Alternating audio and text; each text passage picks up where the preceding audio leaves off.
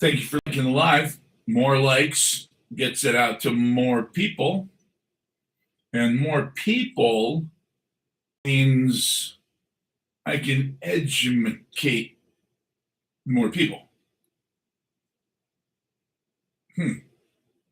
Interesting. By the way, for those of you who, you can't really see that it says big. Maybe you guys can see that it says big and corn fed up there. Maybe. Yeah, I don't think so. Wait, what down here? What didn't get kicked off yesterday? No, I know that was amazing, isn't it? That's my job, man. Bringing the facts. Oh, I got some facts. I did some real digging today, like getting your hands dirty, not with a shovel, the mental shovel.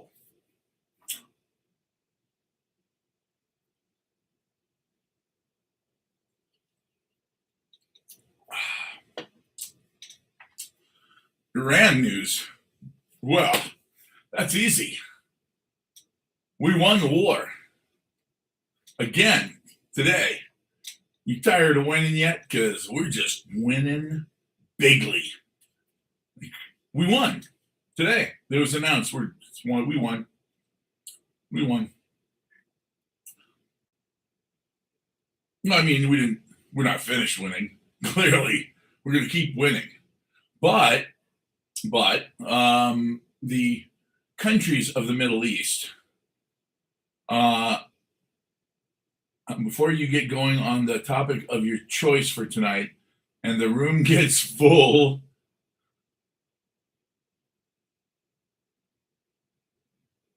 they can't be the whole message, Ed. Don't leave me hanging, bro. What the hell?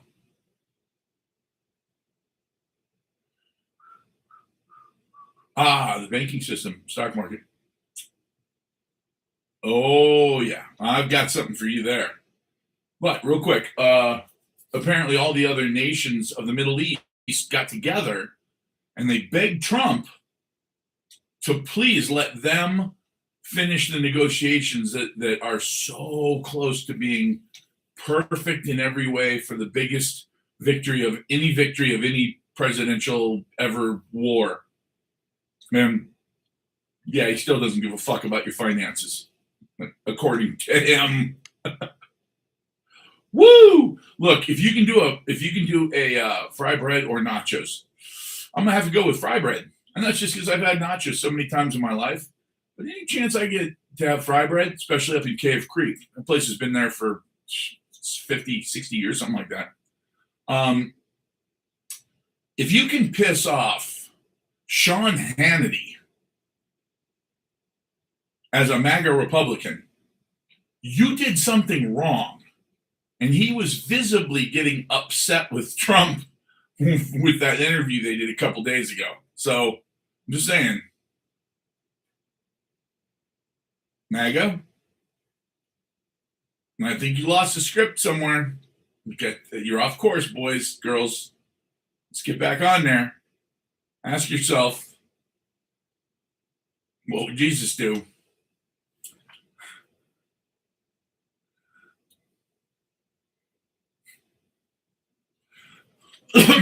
Well, Iran has come out looking and smelling pretty good about all this. You know, their thing was, hey, we're ready to surrender as long as you're willing to pay for every bit of the damage you did and allow us to control the Straits of Hormuz forever. And by the way, we're going to continue to scare the shit out of everybody in the oil producing region. And basically, everybody in the Middle East is now our bitch, including Israel. But yeah, other than that, we surrender. No. Pretty good terms for Iran. Anyway, so that's what's going on there. It's not that the Democrats are stupid. No, they have some great ideas. They don't work a lot of times. And that's the problem, is you have very creative people on the left.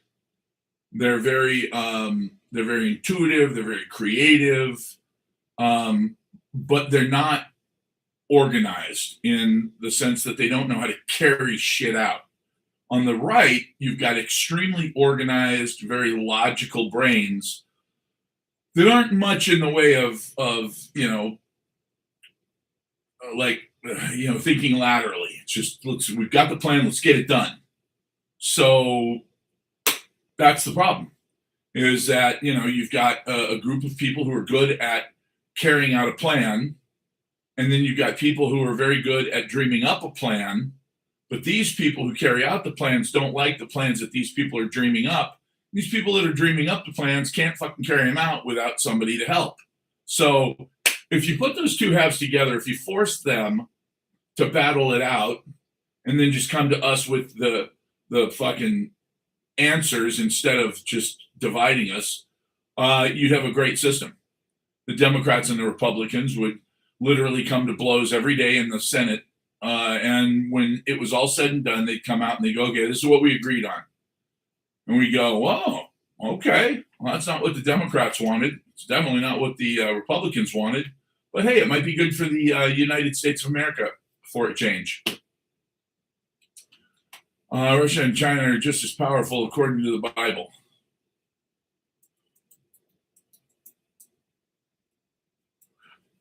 I don't remember Russia and China being mentioned in the Bible by name. But I'm not a biblical scholar, so maybe they even named Putin and Xi, and I just didn't catch that chapter. That was probably the chapter where I was out surfing or skateboarding or I don't know, something. I didn't read that chapter. I don't think anybody can get on board with communism. I don't think communism is a real good idea. You can't take away some people's ability to work hard. Oh, I think we got lots of antichrists out there running around competing to see who makes it to the finals. But communism is, the problem is that you have to take away greed. You have to take away the fact that everyone has a different ideal about what is success. Some people would just as soon stay home and never work a day in their life. And if I threaten them with poverty, they're like, yeah, okay, that's fine. So, I'll live in a beat up double wide. I'll live in a fucking swamp. I'll live without air conditioning as long as I can have some beer and beef jerky, as long as I can have a party with my friends. And, once in a while, maybe once a week, I can get my truck to run and take that rusted bucket into town. I'm good with that. Well, fuck. What do I do with that guy? I mean, I can't blame him. If that's if that's what you want, if that's your idea of success of a life, you could sit in your fucking $800,000 studio condo in fucking Manhattan and look down your nose at that guy. But just remember, when you have your first heart attack at 34 because you're so fucking stressed out over the money issue, the guy's probably going to live to be 90, even though he smokes 2 packs of Camels a day, and cooks everything in bacon grease, probably including his Camels before he smokes them. That's the key. That's the problem with communism. Everybody has to want the exact same thing. Well, even if there wasn't a government involved. So even when you have communes, that's the problem is everybody has a different idea. So, when it's communal, it's like, okay, so how did people get along 50,000 years ago? Well, fuck, that was easy. They all fought for survival. Okay, but what happens when you get to a point where you're clever enough that you don't have to worry about just survival anymore? Well, at that point, some people take their foot off the gas and other people don't. No, the Democrats, I don't think anybody with any real brains would call themselves a communist. Now, a socialist, yeah, absolutely. And socialism works great. If fucking socialism kicks ass. As long as everybody is the same religion, they all look the same. If everybody is white and fair skinned with blue or green eyes, and they all have the same religion, whether they're Lutheran or Protestant, whatever. There's a few Catholics up in the northern part of Europe, but not a lot. Then you're fine. You're totally good. Because I know that I'm working my ass off and I'm paying high taxes, but I know that you're working your ass off and you're paying high taxes. I trust you.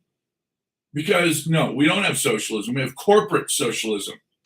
If you need help, fuck you. Pull yourself up by your bootstraps, cowboy. Now, if Chase Manhattan, if they need help, well, that's different. If Citibank needs help, or JP Morgan needs help, or BFA, or Wells Fargo, or BlackRock, I can go on. I can go on forever. But if they need help, well, then you're going to help them. We're going to take your tax money and help them. That's socialism.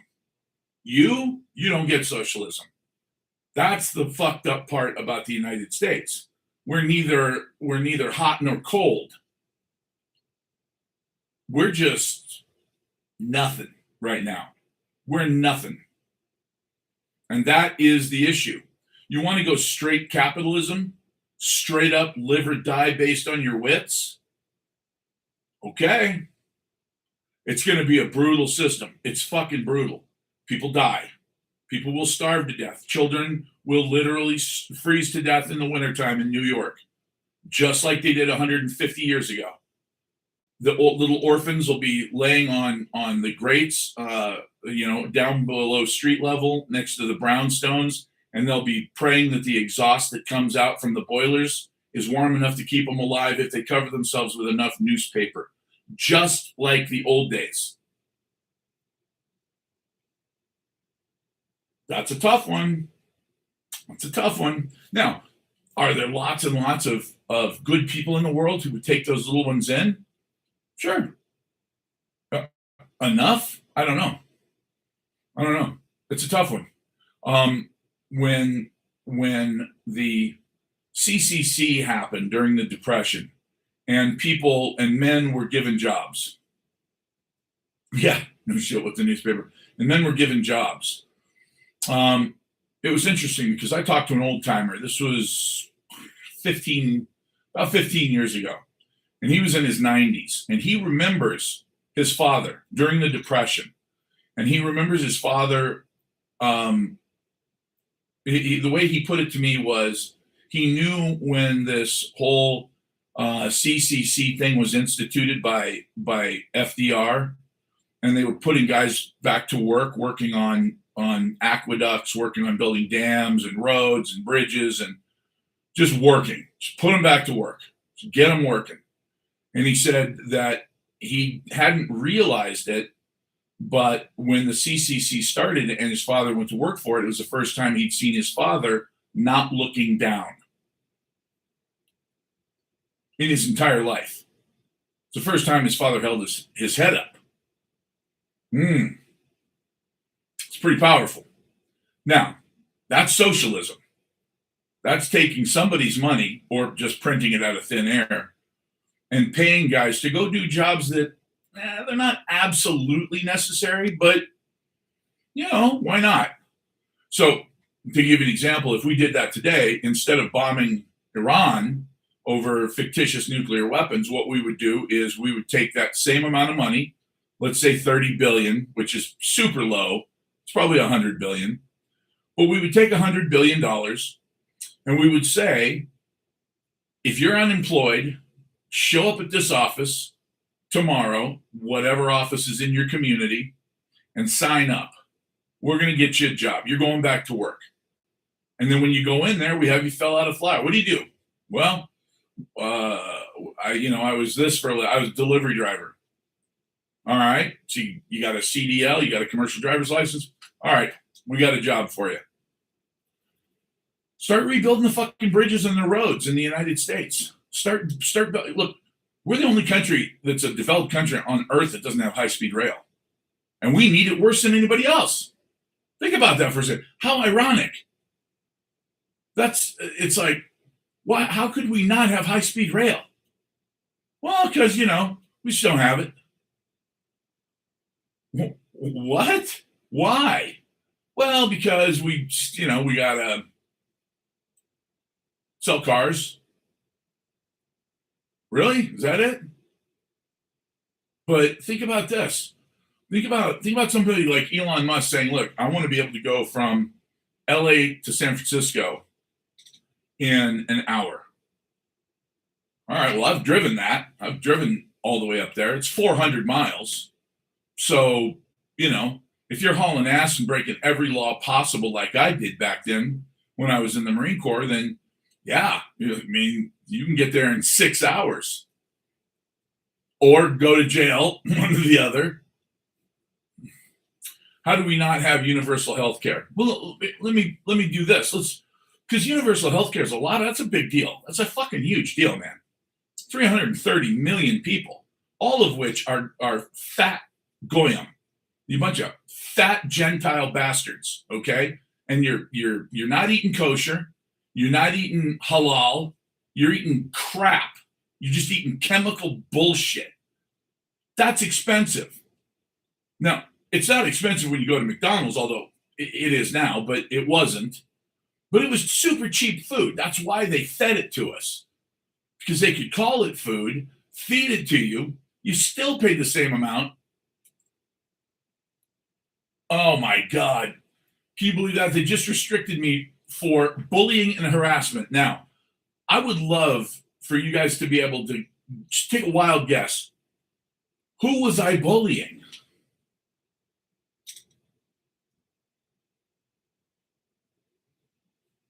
I have no idea. Oh, I got to be more Gentile. Oh, wait, does that say? Just kidding. Um, yeah, I mean, exactly. Maybe I was beating up McDonald's too badly. Here's the point.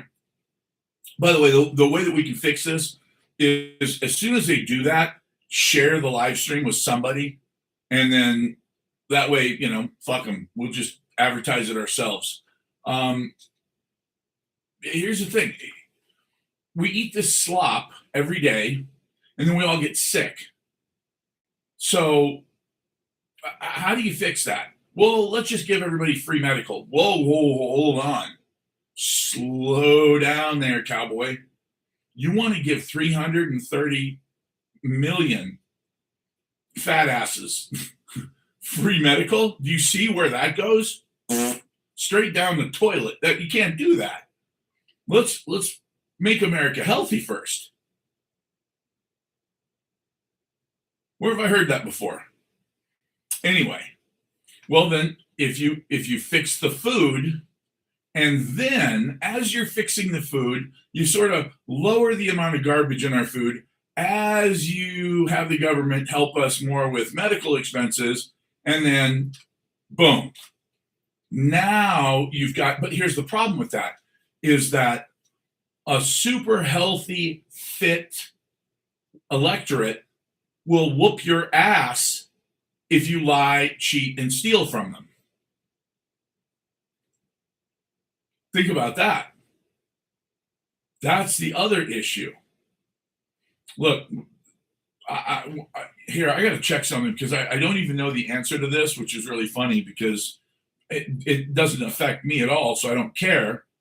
But I still want to know. When was the retirement age in the United States raised from 65?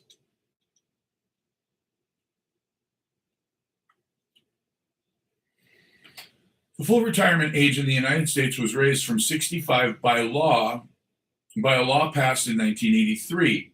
The change was gradually phased in, and the retirement age now is 67 for anyone born in 1960 or later. I didn't fucking know that. I thought it was 65. So here's the crazy part. That's so clever because the people who were the electorate at the time didn't freak out back when it was passed. way back in 1983. In 1983, I was still in fucking boot camp.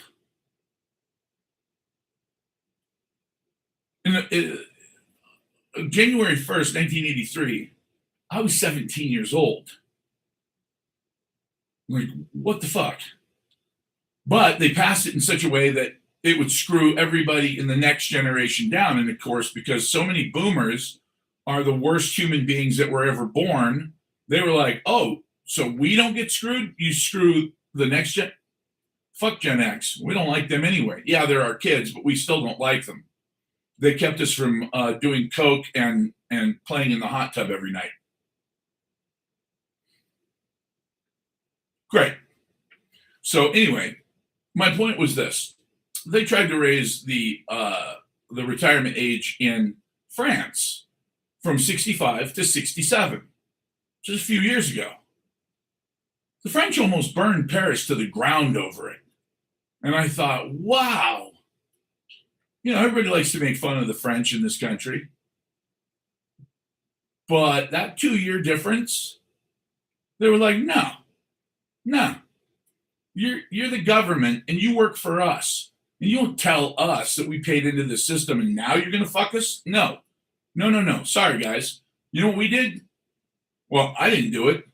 My parents did. They were like, oh, hey, we still get to retire at 65? Okay. Oh, it's just shithead over here. He's got to retire at 67. All right.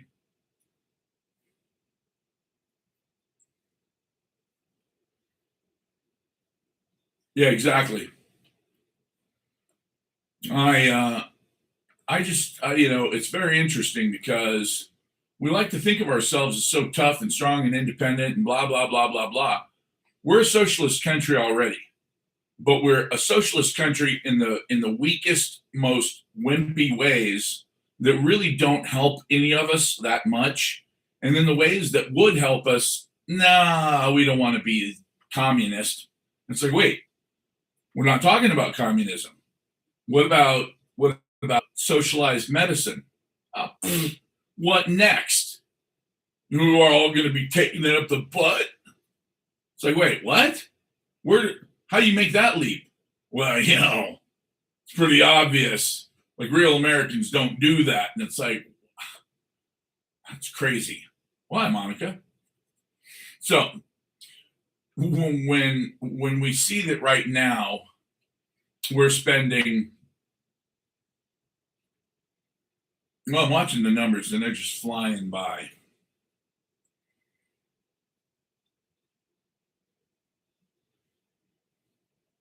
I still like Amtrak though. And the post office at this point, knock on wood, has never lost a package for me. And on top of that, 2 days, 3 days to get across country. Well, we don't really need a reduction in global population. That's happening.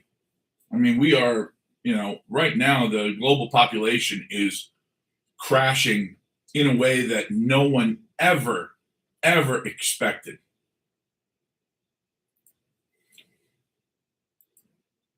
How quickly is the global population crashing worldwide?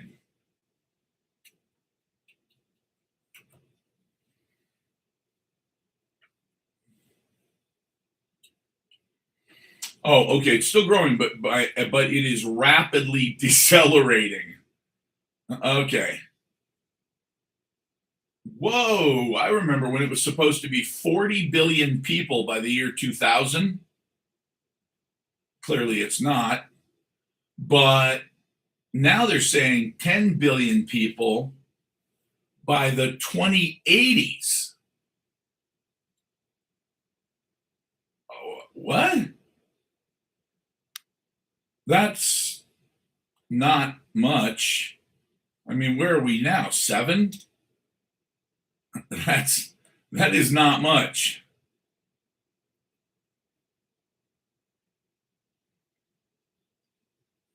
Wow. Um, yeah, it was global growth rate maxed out in 1990 and has since slowed by over 20%. And the global tipping point could be here as soon as 2030. I don't know. Will I be around in 2080? Let's see. It's only 50 years from now. No, I'll be here. I'll be here. I don't think I'll be around in 2100, but 2080, yeah. I'm not going to be running any fucking marathons.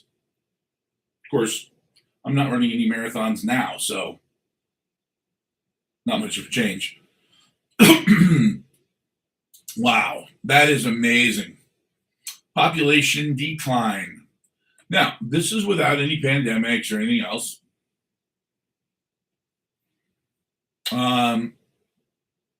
This is just based on global growth rates as they are now. Well, I think there are a lot of boomers out there who really don't understand. They really, because there's a lot of very nice baby boomers, but there are a lot of baby boomers out there who just don't realize, like I'll give you an example. It's not that they're stupid. They're not stupid. They act stupidly for sure, but the idea that Thomas Massey in Kentucky is being primaried by people outside of Kentucky. Okay, but who are these people outside of Kentucky? It's Israel. It's Israeli lobby in Israel. They've dumped more money into a congressional race than anyone else ever has on a congressional primary in history. Why are they trying so hard to get rid of this guy? What kind of an asshole is Thomas Massey? Well, I've seen him in many, many interviews. He is very Republican, very conservative. He is just, he's just one of these guys who votes, he votes conservative. Now, is he a crackpot idiot war hawk like Lindsey Graham? No. Is he gay like Lindsey Graham? No. I don't think that has anything to do with how you vote. Although I think Lindsey Graham being closeted and not wanting anybody to know worries him. John Morris has clearly drunk the Kool-Aid. If you think he's a Republican in name only, did Donald Trump promise to release the Epstein files? Yes, he did. Did he? No, he did not.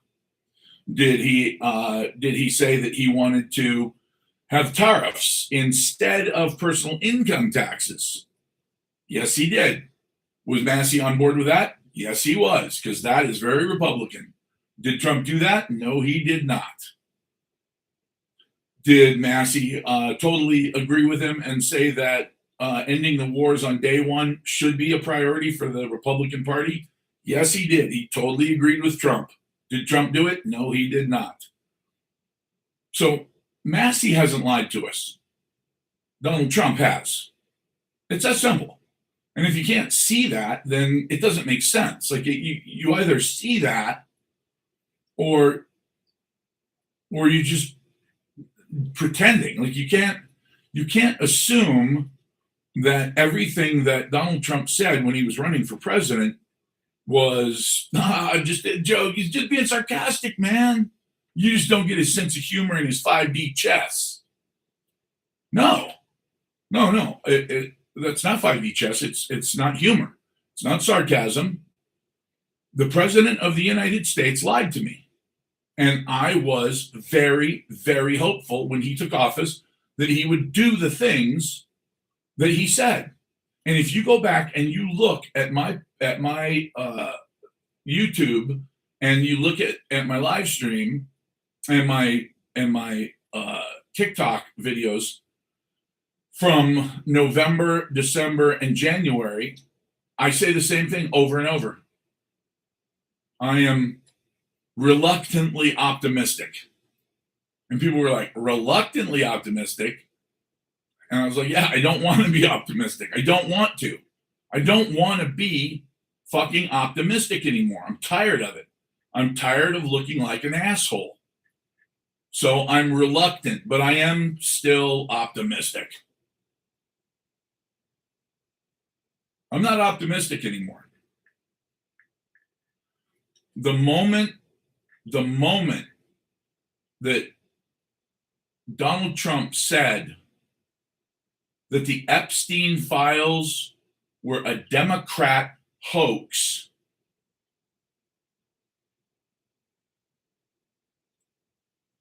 if he were my father, I would have disowned him.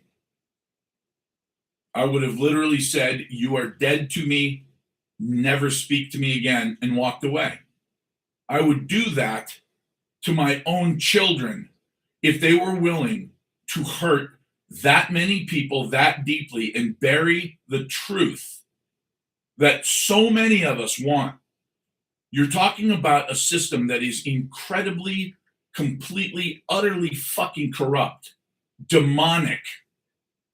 It's a horrific system. And we know that there are people in it right now that are deciding on what they're going to do with my money and my livelihood and my future freedoms. And they are completely compromised.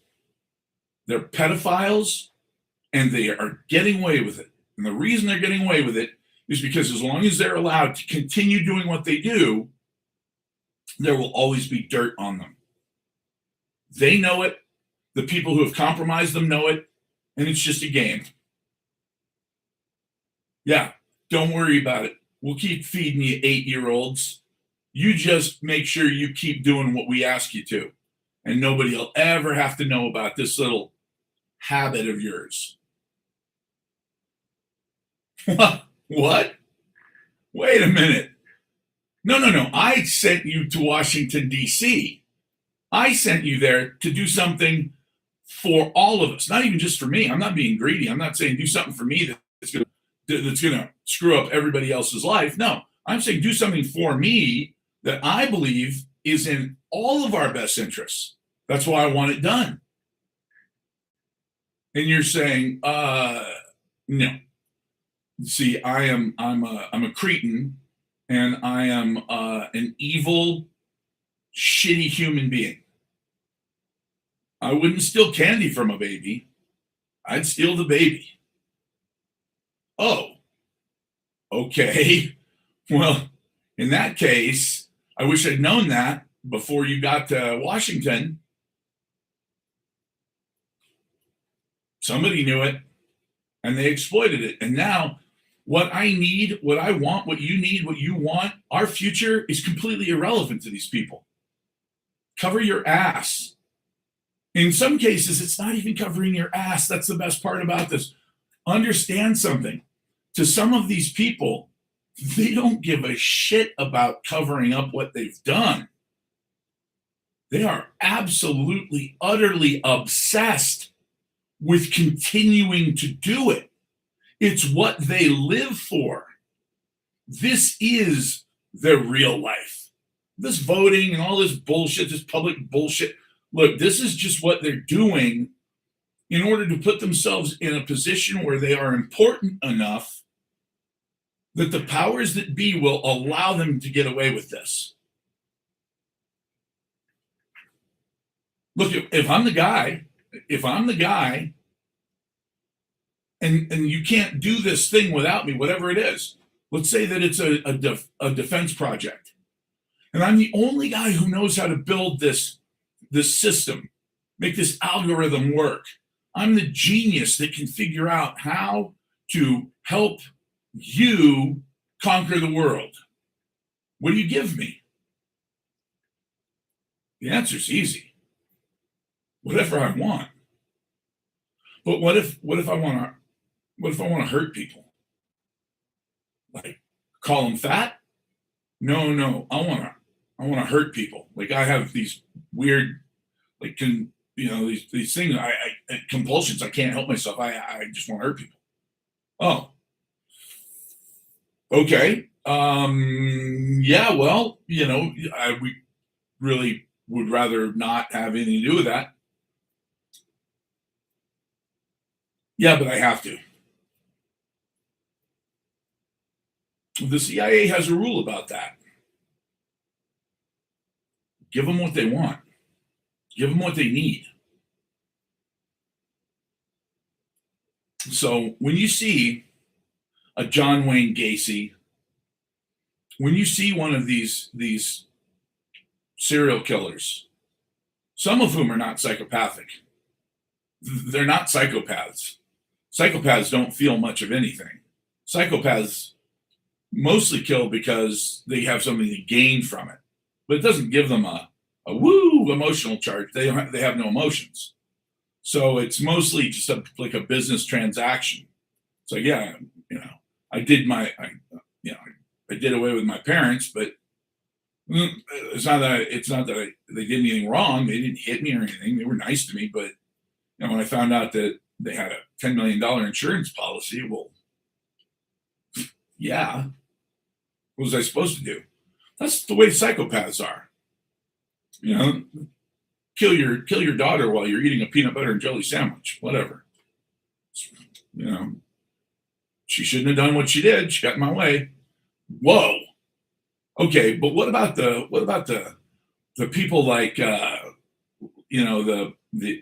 Epstein's?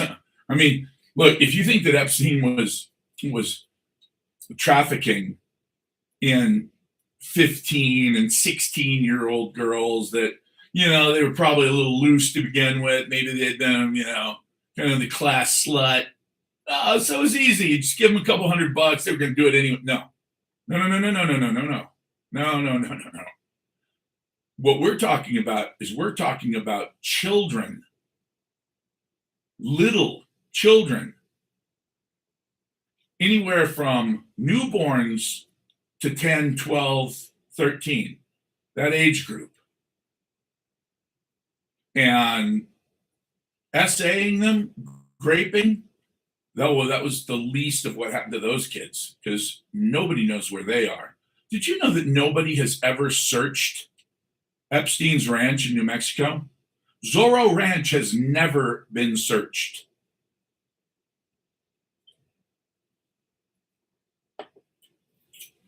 Did you know that the FBI, who has no jurisdiction in the Bahamas, went into Epstein's house on Epstein Island, and they said at the time, that they confiscated 15,000 videos and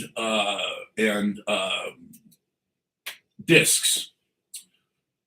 So they've got DVDs and VHS, because he was doing it all the way back into the last century. 15,000. We've never seen any of those.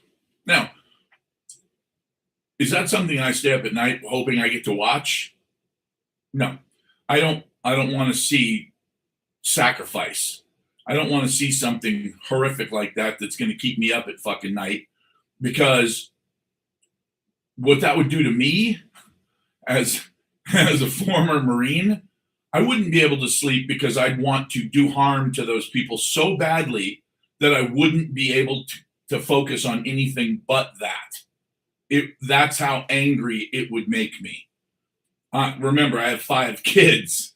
So the idea that people could do that, the idea that of everybody on earth, the one group that Jesus literally picked out, specifically said, these are the most important among us. And somebody gets to just treat them like a fucking pork chop? No. And I know they say, well, it's not for you to judge. Yeah, oh yeah, it sure as fuck is. Absolutely. I would love to be out in the woods with those people and to be their final judge. Nothing would make me sleep better at night than that. So the idea that there are people who know who these folks are, they've seen these tapes, they've watched the tapes, all of them. Like, they've watched uncensored everything that happened. Who? Who are these people? Think about that. Think about this for a second. If this trafficking happened, and we know it did, if these children, okay, now I know he got in trouble for having high school girls come over to his house and give him massages. That's what he went to jail for, okay? I don't even want to talk about that. Is it illegal? Is it wrong? Yes, absolutely. Is it immoral? Yeah, sure. But let's focus on the absolute insanity of the idea of sacrificing children, because it happened. When you hear about the issues with Jimmy, what was his name? Sable, Savile, over in England, this comedian that everybody loved, that everybody thought was so great, and you hear about this monster. I mean, there's no other way to put it. He was on the board of many orphanages, and he would take out orphans who would never come back. And it's like, well, they ran away. Okay, but what do you mean? That's a very good question, Pasha. I don't know. I don't know. I mean, is it? Look, they have a statue at Bohemian Grove. Okay, the statue of this huge owl. Which, and let's clear this up, because I don't want to give you misinformation here. I really don't. I want people to either not be bothered by this or to be righteously upset. And when I say righteously, not religiously, but knowing in your heart that this shit's going on and it's not okay. But if it's just rumor and innuendo, yeah, okay. But look, Salem witch trials. Do I have to say anything more than that? I mean, when I hear some of the stuff that people are talking about, it's like, you know, when they say things like, you know, there are stars in Hollywood that eat children. Look, cannibalism? I don't even know about that. I mean, I just like, how do you? But here's what I can say. If I just told you, hey man, I need you to do me a favor. Come up with the worst thing you can think of. Like, what would make somebody the worst human that you can imagine? You know, there might be a guy out there that's like, oh, I don't know, man, a guy who kisses his brother. Okay, well, all right, that makes him. That's a couple things there. That's like, that's your brother, sibling. Okay, that's a no-no. And you're gay, and which is neither here nor there in 2026. A lot of people could care less. So, but yeah, I mean, kissing a sibling, that's a little weird. But here's my point. Somebody might come up with something that's so sick and twisted that you just go, Jesus Christ, yeah, that would keep me up at night if I knew that was actually happening. Okay, so is that what's going on here? Because I see some of these people that have come forward. Really? Well, I was used as a child prostitute for 20 years, and then my master decided to give me freedom. Really? That's you got like you got all of this dirt on all of these people, and you got names and dates and locations, and then they just let you go. No, bullshit. I call bullshit. Now, if somebody came to me and said, "Hey, man, you know me," and I said, "Yeah, of course, I recognize you." I'll give you an example. I used to party with Charlie Sheen when I was young. When before he was toxic to everybody. To this day, I really don't know if he actually is or if that's just shitty publicity. Because the reality is, even back then, everybody talked about how crazy he was. I didn't think he was crazy at all. I thought he was smart as shit, and he had an interesting take on life. But then, why wouldn't he? Look at who his dad is. Look at who his brother is. So, bottom line is, he if he came to me and he said, "Hey, man, listen, some weird shit happened to me last night. I went to this party, and then they had this room that they took me into, and there was a bunch of people in there, and all of this weird shit happened, and then there was this little kid on this looked like an altar." I'd be like, "Are you fucking with me? Is this a joke?" But I mean, if he looked genuinely like freaked out, if he was, if the guy's crying while he's telling you this, or he's sweating, and he's like, "Dude, what the fuck? What am I supposed to do now?" Like, they know, I know. It's like, okay, that's credible to me because he's in a position where people like that might want him involved in it. Some guy comes along and says, "Oh, I was in a death fight club where they gave me a spork when I was 3 and told me to kill all the other kids in the kindergarten." Nah, no. Look, man, we're not fighting pit bulls or fucking roosters here. This isn't a cockfight. So I don't buy that shit. But that's the problem is where's the reality of this? Like, where does the bullshit stop? And so one of the things would be, do we know that at Bohemian Grove, do we know that there is a huge 30-foot tall statue of an owl? Yes, we do.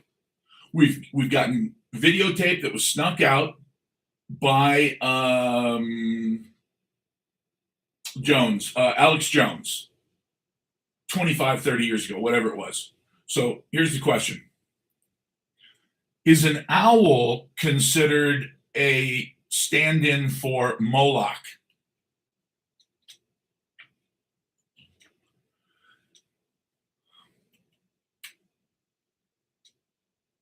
Okay. In modern conspiracy theories, see, an owl is frequently considered a stand-in or proxy for Moloch. However, historically and mythologically, they are completely separate figures. Now, the real Moloch, of course, is an ancient Canaanite god that you sacrificed children to. Not like Baal. Baal, Baal, was a god that the Hebrews worshipped. That was the god of thunder and rain. Okay, pretty harmless. What do you sacrifice to him? Nothing. You don't sacrifice anything. Well, you have altars, scattered throughout the countryside. Okay, and what do you do with the altars? Well, you put wheat on them, or in this, like in the United States, you put corn or oats, and then you kill a baby. Nope. And then you cut a chicken's head off. Nope. Huh. So you just put some grain on there. Yeah, and pray to Baal that he lets it rain, because that's the way Hebrews are. They're very transactional. Spiritual? No, there's no spiritual. God's transactional. Period. Everything in the universe is a transaction. When you realize that, it's a lot easier to do business in this world. But here's my point: it's a transaction. Fair and square. You pray to Moloch, Moloch will give you some rain. Oh, what about Asherah? Oh, Asherah is even better. She's the goddess of sex and fertility. All right, well, I like her already. Tell me more. Well, you really, just like if you had just a little figurine of her, maybe a piece of wood that you carved like out of a tree, you know, tree trunk, and then you kill the babies. No, no, no babies. No babies are killed. Oh, well then what? Well then, when you make bread, if you just want to say thank you to Asherah for the bread, because bread is in a way with sort of a symbol of rebirth and fertility. You take the grain, you crush it up, and then poof, you got something that you can eat, and it's all good. So, yeah, I mean, you probably want to keep a figurine of Asherah in your house somewhere. There's no like big, mosque or anything or a temple or anything like that to her. She's just a kind of a handy one to have around. But what about Moloch? Well, Moloch was very transactional. The bigger the sacrifice, the bigger the gain. If you wanted to impress Moloch, there was really only one way to do that. And that's why they had drums at the ceremonies, because if you played the drums loud enough, you couldn't hear the babies when you threw them in the fire, because apparently they do make quite a bit of noise. So they would play drums very loudly to drown out the sound. So Moloch is not a good guy. It's not like Baal. When people say, "Oh, he's going to make the ballroom," okay, that's funny. That's a ballroom. Trump's going to make a ballroom, but Baal's not really a bad sort of god with a little g. He's just thunder. Moloch, on the other hand, it's a little different. Now let's get back to this owl thing, because this is something that interests me. Because again, this is something we know. Okay, we know this. We know that the richest, most powerful men in the world, no women allowed, the richest, most powerful men in the world, they do go to the Bohemian Grove. It is completely and utterly off limits to everyone. If you get near the entrance on the only road in Northern California, out in the forest, you will be stopped. If you don't turn around and leave immediately, within literally just a couple of minutes, the police will show up. It is extremely well guarded. There are cameras everywhere. So the richest, most powerful people in the world want to go to the Bohemian Grove because they don't want you to know what they're doing. Now, what does it say they're doing? Let's see. The idea that the owl represents Moloch largely stems from the Bohemian Grove, a secretive retreat. That's a nice way of putting it. In California, for wealthy and influential men. The wealthiest and most influential men on earth. The group features a giant 40-foot stone owl statue that they use as a backdrop for the theatrical summer ritual called the Cremation of Care. Okay. The theory. Conspiracy theorists, such as Alex Jones, popularized the idea that this owl is a hidden shrine to Moloch, claiming that elites are secretly engaging in ancient occult worship.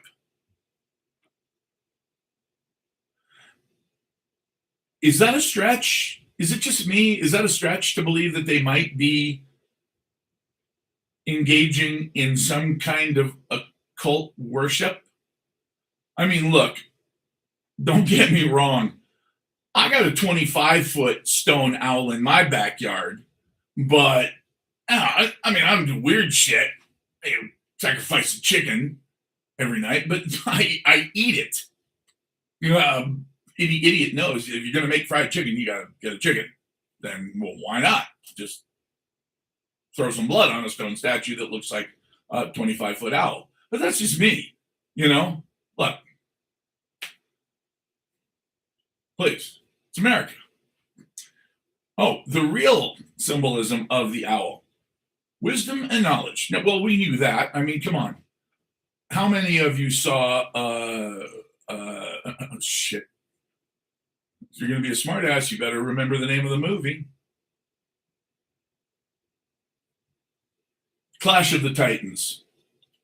The original Clash of the Titans back in the 80s with the little owl. Yeah. Remember? The little mechanic.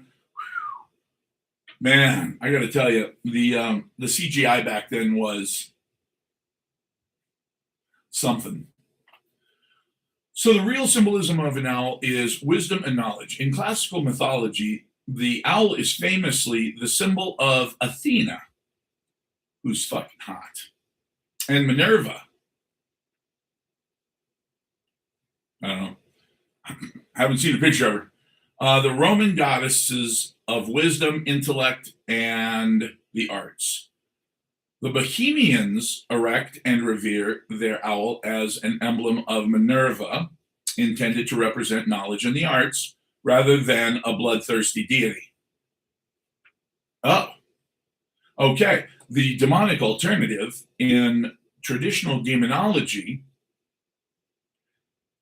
I'm going to read that again because I never really thought about saying it this way.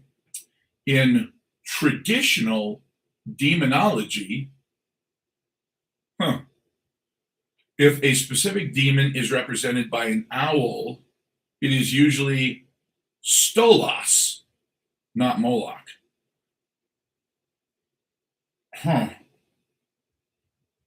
Stolas. Weird. Okay, so here's the good news. We can sort of lay aside the idea that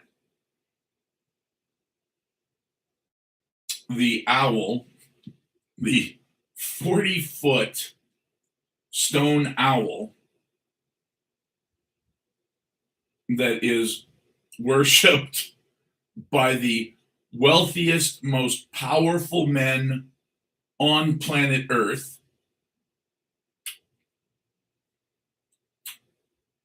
not the cross, not Jesus Christ, not a Bible,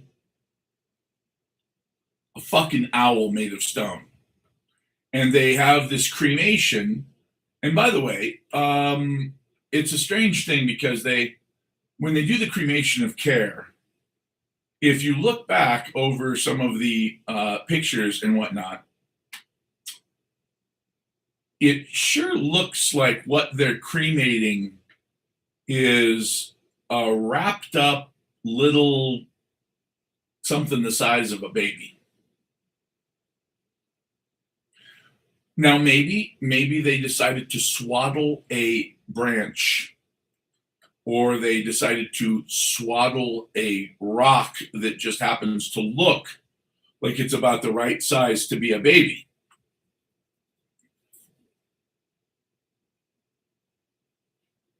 Yeah. It's like, okay, what do you do here? The Leah files. Are you kidding me? I'm actually secretly in love with Leah, of the Leah files. If any of you know Leah, please just tell her of my undying love and admiration. And I did send her an email, and I said very specifically that I thought I was in love with her and that we would probably make an absolutely fantastic couple for about 3 weeks until she killed me. And I'm totally okay with that. I'm sure I'll have it coming. After 3 weeks, I'm pretty sure. Which she thought was pretty funny.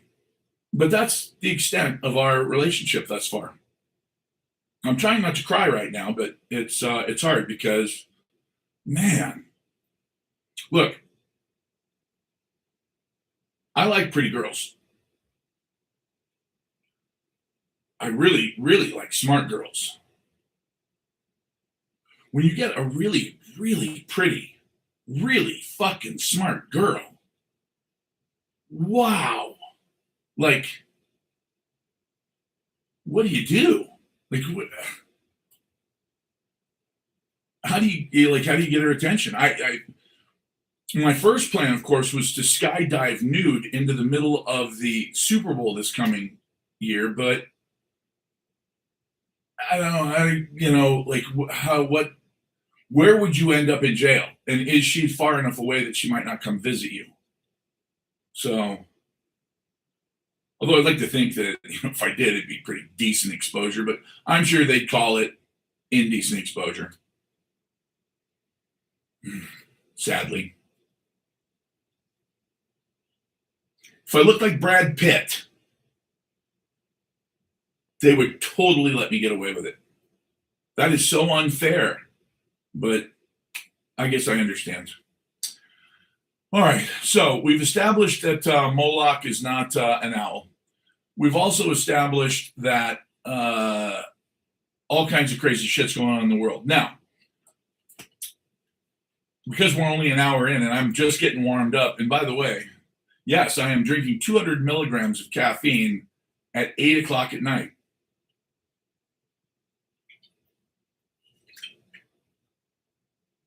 And yes, I will be up at 3 a.m. But that's okay. I'm tying up some loose ends with the book thing. Buy my book. Buy my book. Buy the book. Please, buy the book. I don't tell people to do things by the book, but now I will. Do things by my book and buy my book. If you're on YouTube, you can go to Tic Tac, Big and Corn Fed, and buy my book. Book name, Surviving the Crisis.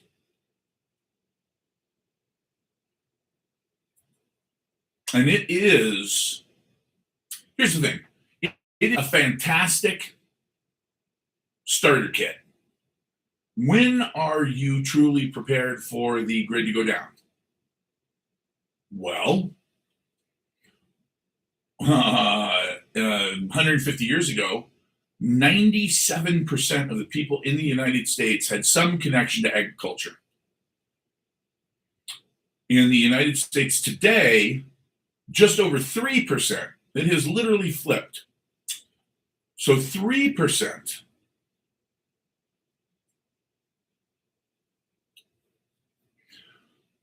When you're ready for an EMP, a cyber attack like Nitro Zeus or something along those lines,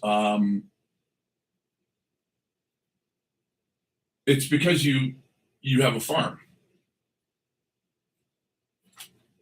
That's it. If you don't have a farm, you're not ready. It's really that simple. Now, if you have a farm and you require irrigation from the state and they have to pump it to you, like parts of Arizona, you're still not ready because when the electricity goes off, the irrigation goes off. So, again, if you read my book and you take the things that I put in there, which are like really, I cover pretty much all of the basic things that you need to understand, and just to give you a flavor for it, I talk about things from whether or not you want to own a firearm, which, I mean, hey, a firearm is definitely an option. Or you'd rather own an air gun. Now, an air gun, it's like a Red Ryder BB gun that you can put your eye out with? No. Something considerably more powerful. Now, for those of you who don't know, and the reason that I chose that to put in the book is because having grown up around firearms and My dad was a federal firearms dealer, and I was on the Marine Corps rifle team for a while. And, I mean, I'm very, very, very familiar with firearms. Let's just say that to me, it's an extension of my hand. It's like I feel extremely natural. Some people pick it up like it's a snake that's going to bite them. When I pick up any kind of weapon like that, it's like picking up an old friend. Regardless of whether or not I've ever used it before. It's just you pick it up, you get to know it a little bit, and they've all got a personality, and then that's it. Now, David, silencers are for assassins, right? We know that. So they're not called silencers anymore. We don't call them that. They're just suppressors, flash suppressors. And if they suppress a sound too, well, that's just fine. But they're flash suppressors. And hopefully they'll all be very, very legal here shortly. So the whole thing about, well, you can't kill somebody if your magazine's under 30 rounds. What? Yeah, if you've only got a 10-round mag, you can't kill anybody. Like California says so. What? And by the way, the only people who would ever silence a weapon with a suppressor are assassins. Oh, what about people who don't want to lose their hearing and they want to go to, now, David, you're just getting redneck on us. Yes, a potato will work. No, it's not legal. But, obviously a 2-liter bottle of soda will work for 1 round extremely well. Not that I'd know that, because why would I know that? I heard it on Reddit. Anyway, bottom line is this. A bottle of feathers. Yeah, if you got a bottle of feathers laying around, that's kind of odd, but whatever. So one of the reasons that I covered air guns is because most people don't know this, but when we say that the gun that won the West. By the way, Matthew, if somebody ever comes into your house, law enforcement ever comes into your house and finds an oil filter that's threaded on one end and has a hole on the other, you're going to prison. Just to be aware, just so you know, an oil filter with a hole in the end of it no longer filters oil. And every idiot from the ATF, and in my opinion, they're all idiots at the ATF, but even they know that. Yeah. Punch a hole in your oil filter and you're going to prison for it, period. They don't want to hear your bullshit excuse. Well, no, I mean, even if it had oil in it at one point. No, I couldn't get it off and I wanted to drain the oil. Nope. Sorry, can't hear you. That's the way it is. So, but a lot of people don't know that the gun that won the West, if I said, hey, what's the gun that won the West? If you guys had to guess that, I mean, obviously you've got the Old West movies, right? And what are all the Old West movies? What's the gun that won the West in that? Any of those. Exactly. The goddamn Colt 45 or a 30-30. That's right. Lever action, little short brush gun, anything along those lines. Of course, yeah. Remington, Winchester. I mean, we got all these things that we think gun that won the West. And sometimes it's caliber, sometimes it's manufacturer, but we all have, we have in our minds the Gatling gun. Well, I mean, shit, that was, woo, the Gatling gun changed a lot, but that was way after. And a repeating rifle is what helped us conquer the Plains Indians. Comanches could fire 5 arrows a minute. 5 arrows a minute while riding at a full gallop off the side of their fucking horse. Yeah, the Texas Rangers had their hands full, man.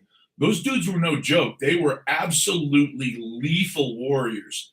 And they would hang off the side of their horse and they would literally fire 5 arrows under the neck of their horse, and they could hit something 50 yards away. I mean, you're talking about real danger. And then, of course, the Texas Rangers got repeating rifles, and instead of being able to fire 2 shots per minute, they could fire 30 or whatever they could load in. And that changed the entire course of the range wars. But believe it or not, the gun that won the West was a pump air rifle. Yep. You can dig up the articles about it, but you just have to look up Lewis and Clark. Because Lewis and Clark, they took a couple of firearms with them, but what they took with them that they used the most was actually a pump 30 caliber air gun. Now, when I say pump, you could pump this thing 20 times. And by the time you got to 20 pumps, you could barely shut it. And once you got that lever shut, when you pulled the trigger, you had something that was just as powerful as a black powder rifle.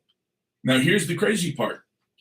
The reason it won the West is because when they were traveling down river somewhere and they came across a new tribe of Indians, 25 caliber, okay. Oh, okay, in New Zealand. See, that's the thing. There's so many different calibers. 78 caliber.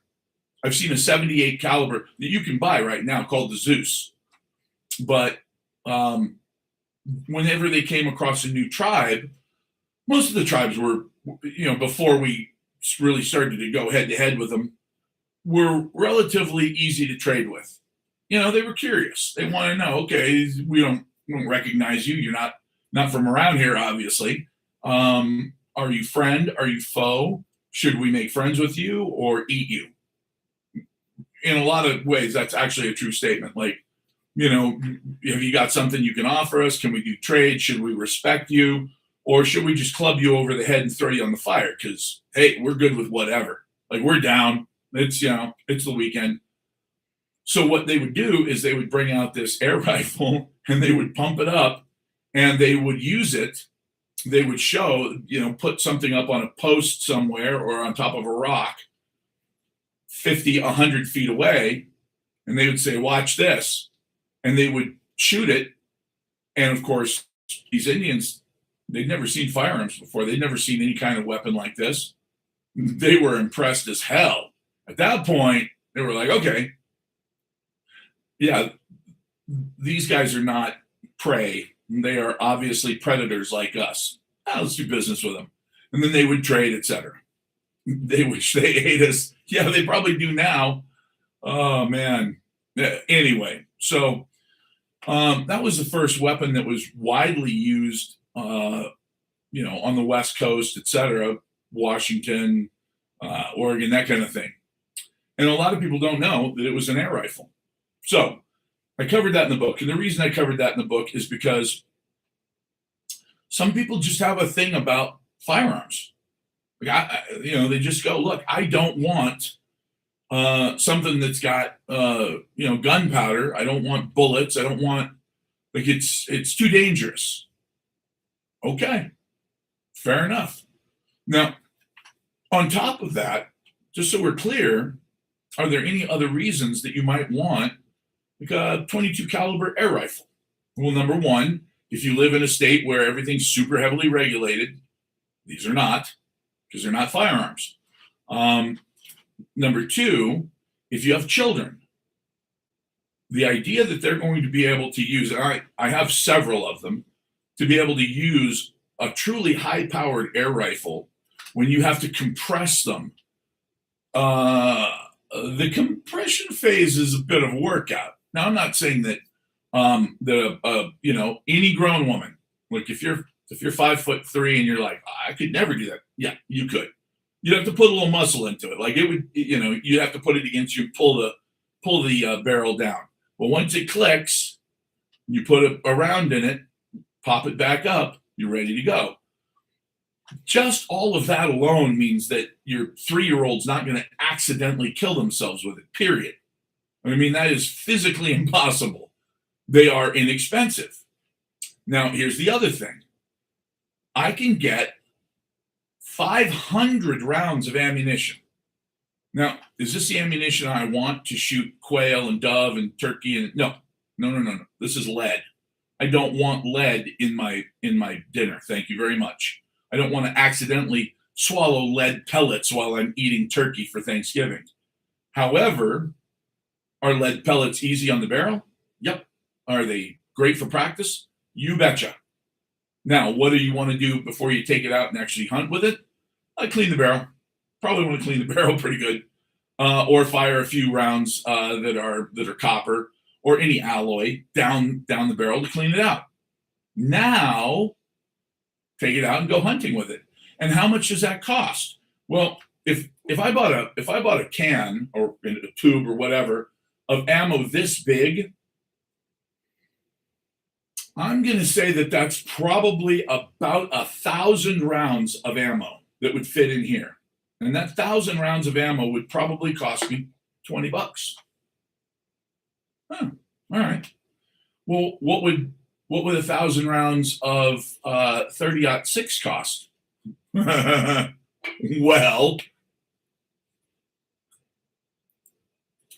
how much does 30-06 ammo cost today? Whoo, mother.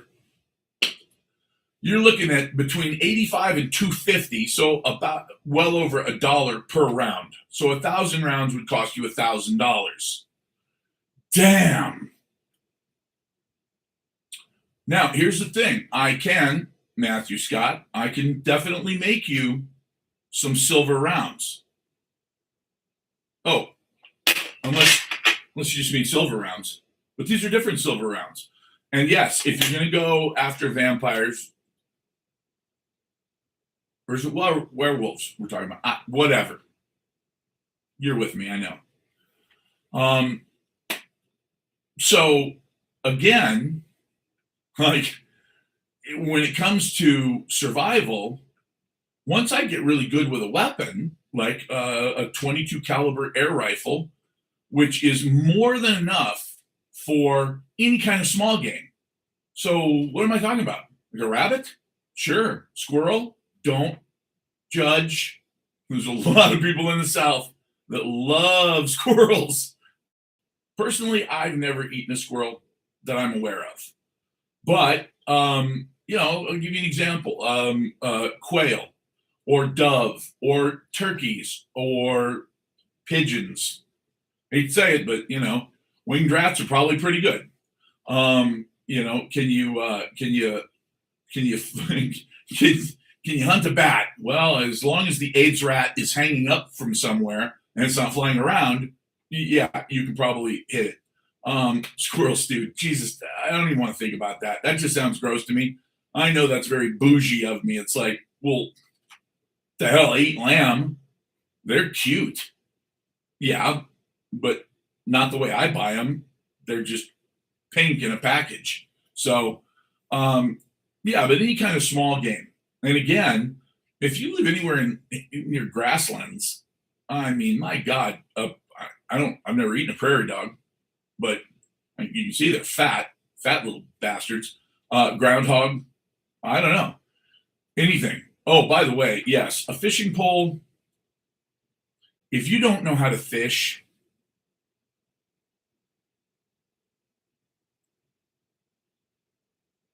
I'm thinking about this because there's a part of me that is sure. Is there something in the Bible that says something about teaching a man to fish or giving a man a fish?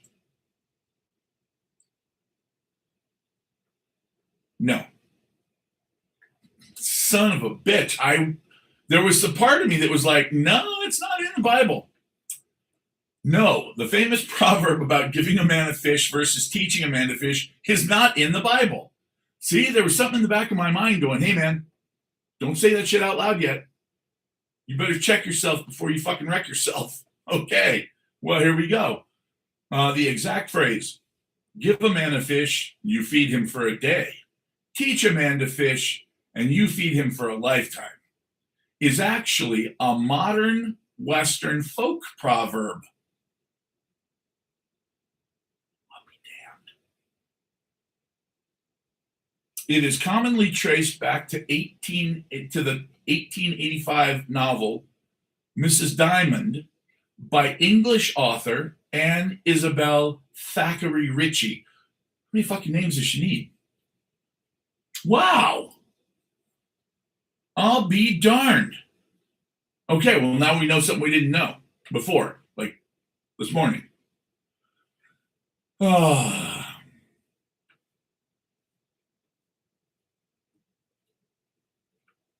Yeah, give a man a fish. He eats. You feed him for a day. Teach a man to fish, and he might actually get married someday. I I just made that up myself. Just proverb. Um. So, all right, we've got that down. Now, by the way, the reason I bring that up is because if you don't know how to fish, seriously, and if you're a woman and you're watching and you're like, well, yeah, I don't know how to fish. That's no excuse. We don't we don't have excuses. It's 2026. Okay. If you're allowed to if you're allowed to be a woman and have a penis, you're allowed to have be a woman and fish. Okay. Although I guess there's still some controversy about that. I don't get involved in any of that. No thanks. Well, life's crazy enough as it is. You want to learn how to fish beforehand? Yes, you definitely do. Because I can tell you this: learning how to fish when you're hungry, it's a bitch. I've done it. I hiked about 10 miles, and I was very hungry. And my grandfather, I was very young at the time, so he was pretty young too. We had hiked 10 miles through the upper Sierra Nevada mountains, way up by Mount Shasta.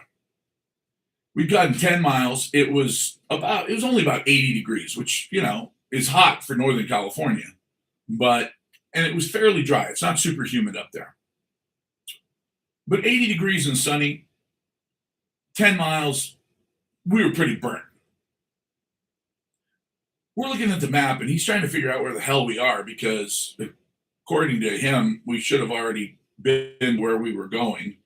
And at one point, he realizes, I should mention my grandfather was not a Marine or in the Army. He was actually in the Merchant Marines during World War II, which was kind of terrifying. He would sit on fuel tankers in the South Pacific and watch battles going on the horizon and pray to God that a Japanese destroyer or something didn't spot them because they were sitting on hundreds of thousands of gallons of fuel for our ships.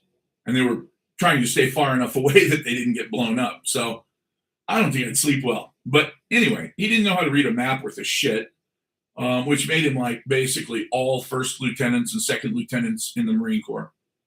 But he finally turned it over and he said, "Oh, okay, I see where we are now." And I said, "Great, where are we?" And he goes, "Well, if I'm reading this right, there should be a lake right on the other side of this little rise." And the rise was literally just 20 feet high. It was probably 50 feet away. And that's why we couldn't see over it. So I get to the top of the rise, and there is this perfectly round, beautiful lake right in front of us. If I had to guess, maybe 25 or 30-acre lake in the top of the mountains. Nobody's seen this lake for days, weeks, maybe months. I mean, we are in the middle of fucking nowhere. And this lake just looks absolutely gorgeous. Needless to say, I thought, I'm going in. I don't care about wearing my boots or anything else. I'm just dropping my pack and I'm jumping off this rock into the water. It was after I jumped off the rock, as I was sort of flying through the air, that I looked across the lake and realized that's a really steep incline that comes down that mountain across from us, all the way down to the surface of the lake. And it's covered with snow all the way down to the surface of the lake. Oh shit, that must mean that the water is, that's when I hit the water and realized, yes, I'm right. It is about 33 degrees Fahrenheit. And it was so cold, as a matter of fact, that I managed to get back, even though the water was, I don't know, 8, 10 feet deep, whatever it was. I managed to get back out of the water and still be dry from here up. That's how hard I fought that water to get back out of it. So, yeah, it was pretty interesting. But then, 20 minutes later, I was standing on a log, completely dry by that point. That's, it's hot and dry. So I'm standing on a log that's sticking out in the water, and I look down, and my grandfather says, "See any fish?" I said, "No, I don't think so. There's something weird about the bottom, though." And he goes, "What's that?" And I said, "I don't know. I can't focus on it. It's almost like it's moving." Well, when you have, I don't know, maybe 1,000 spotted trout directly underneath your feet, it looks like the bottom's moving, but it's actually not the bottom. It's 1,000 trout. So when I finally realized what I was looking at, because I finally identified like some faces in the crowd down there, and I was like, "Oh shit, that's so many fish, I can't believe it." So I scooted off the log very quietly, very calmly, got my fishing pole, got everything set up, or so I thought. My grandfather dropped his line in, and by the time he'd caught 3 fish, I had managed to lose 3 lures. Apparently, I didn't know how to tie a knot very well, and if you flick it hard enough, your lure just goes, 2,000 yards down range before it hits something on the other side of the lake, and you don't end up catching anything. Luckily, my grandfather caught a couple extras for me, and they weren't huge, little like this size, but if you eat 2 or 3 of them, they're pretty filling. And I got to tell you, I'm not sure that I've ever had anything that tasted better than those trout. Now, maybe it's because I was hot. Maybe it's because I was growing like a weed at the time.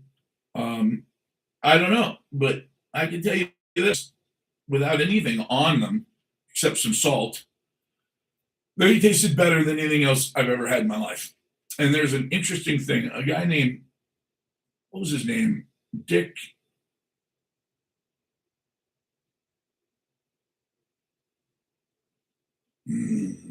Pernicke? Dick Pernicke, Alaska.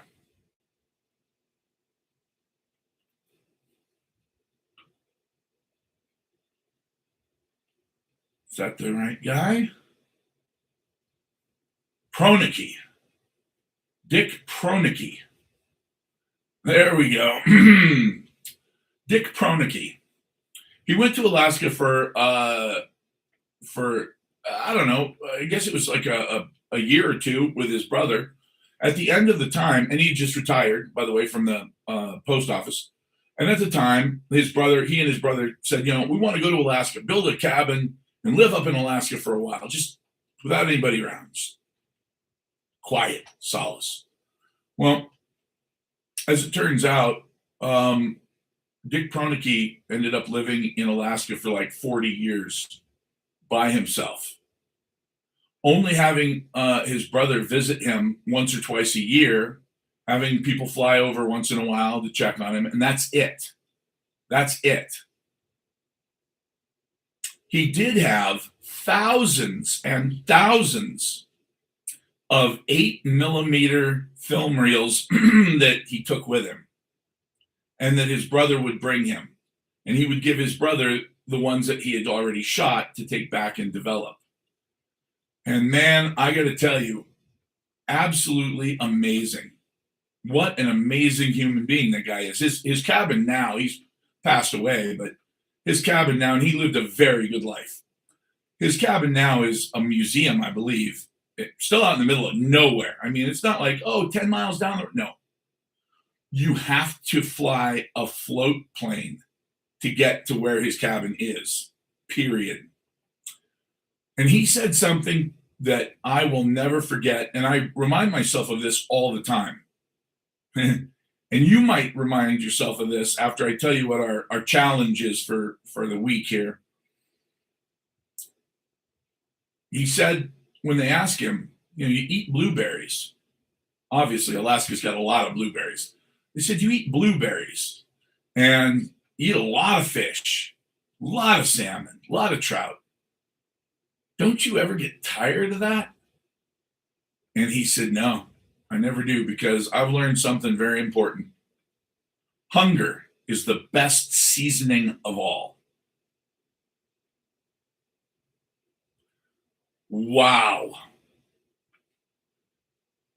You think about the Food Channel, you think about all these places that we go.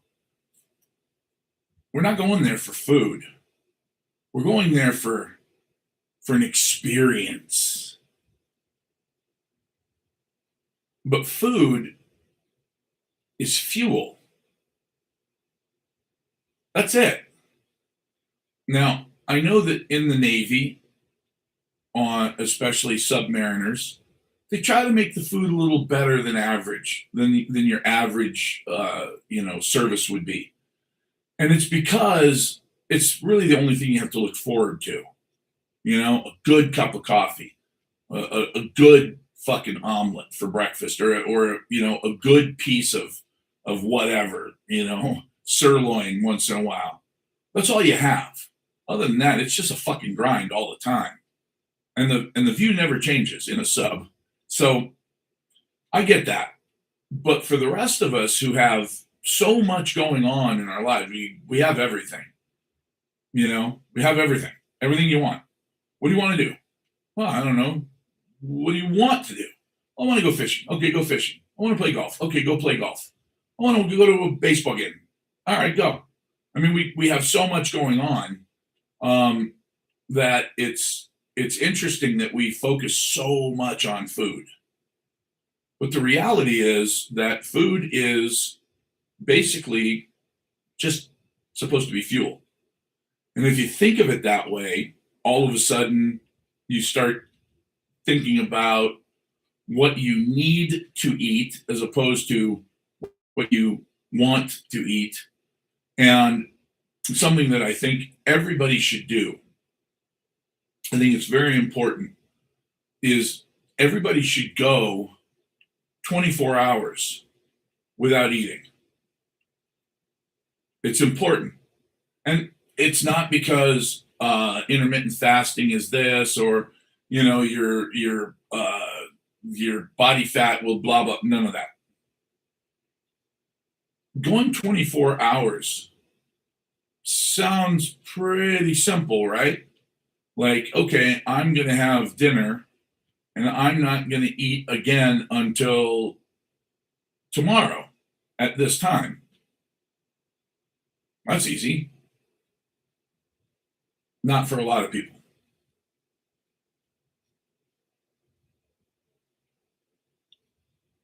Yeah, but that's the thing. It's important that you do it for one reason and one reason only. You have to be in charge. You have to be in charge. And if you're not in charge, when something adverse happens, I'll give you an example. The grid goes down. And again, I've gone over this with you guys so many times that it's not even worth repeating. But less than 1% of the grid has been hardened against EMPs or solar flares or anything else. The average lifespan of one of these huge 800,000 pound transformers, these 750 kilovolt transformers, is 40 years. That's their life cycle. Almost every single one of them in the United States is over 40 years old. Some of them are 70 years old. They're not designed to be running anymore.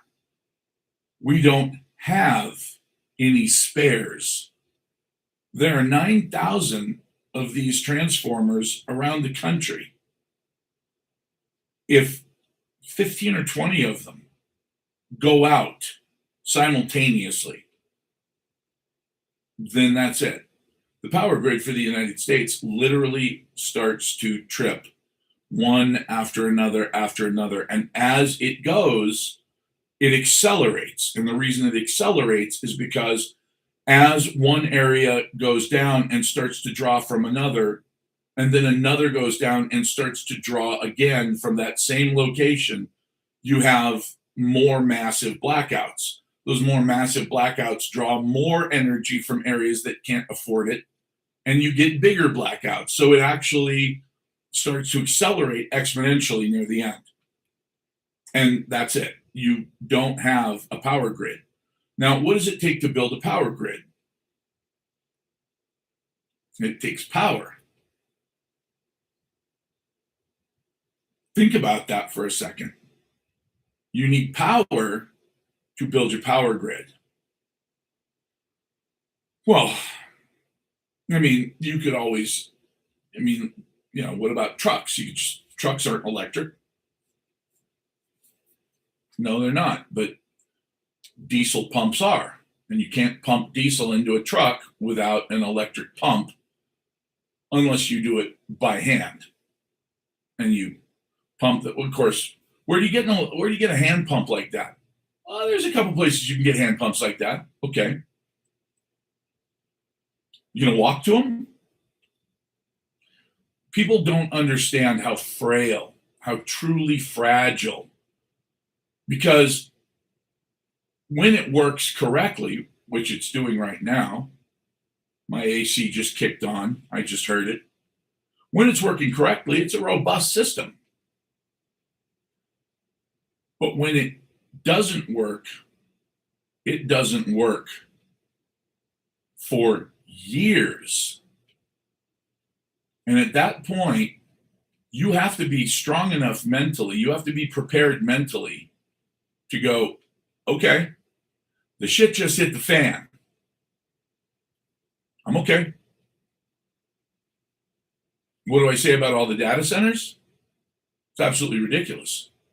We don't have enough, our grid isn't strong enough to safely power the amount of people in the United States right now and the energy needs of the United States right now. It is absolutely a miracle when the Salt River Project and the Arizona Power Service actually keep the electricity flowing all summer in Phoenix because of the insane energy needs that spike.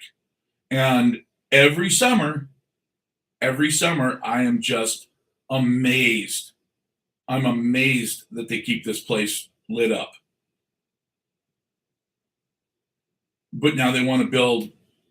Let me put it to you this way. Right now, we're using somewhere in the neighborhood of 3.9 gigawatts at absolute max capacity. The data centers that they want to put in require 18 gigawatts.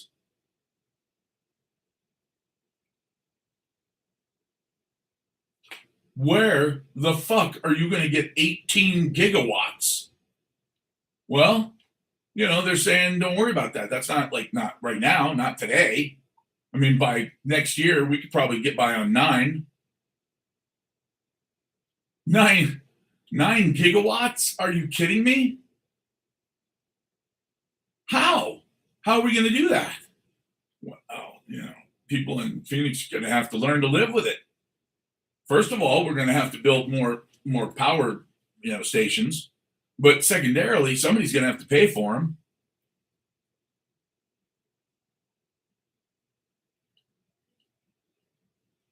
It's going to get very interesting. Now, here's the question, because again, it all comes back to people ask me all the time, why do you do this for a living? Really? Really? Because best case scenario, by the way, and just so you know, I do think the thing with Iran could really be over with for real this time. Not like, oh, it's over, we won. Okay, we're going to keep bombing, but we won. But we're already done. One and done. But we're already going to keep bombing. It's not like that. I think we're actually done. Okay. What does that mean? Well, that means it's back to business as usual. Okay. Well, what's that mean?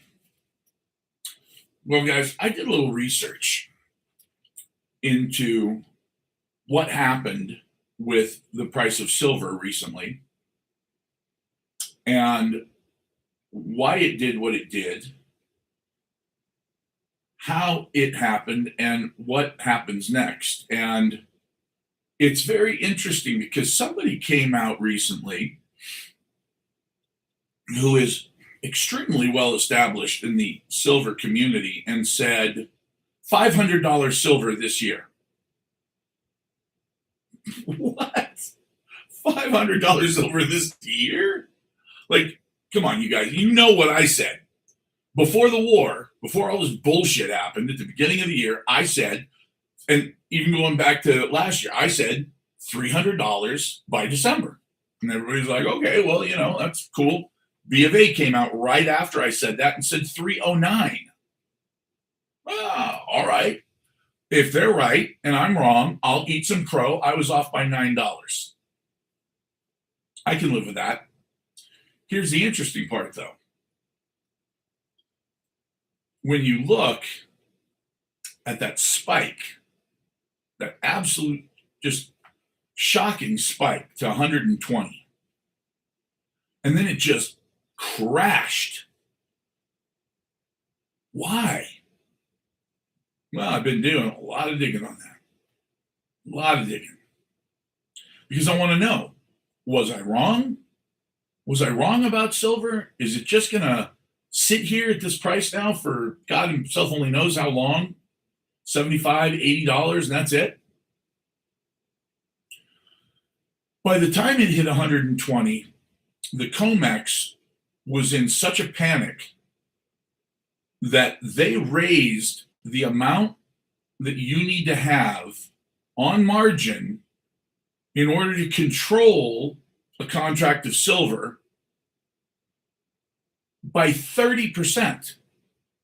They kept raising it over and over and over, hoping that by raising how much you needed to control silver, you would get to a point where you would finally just go, okay, you know what?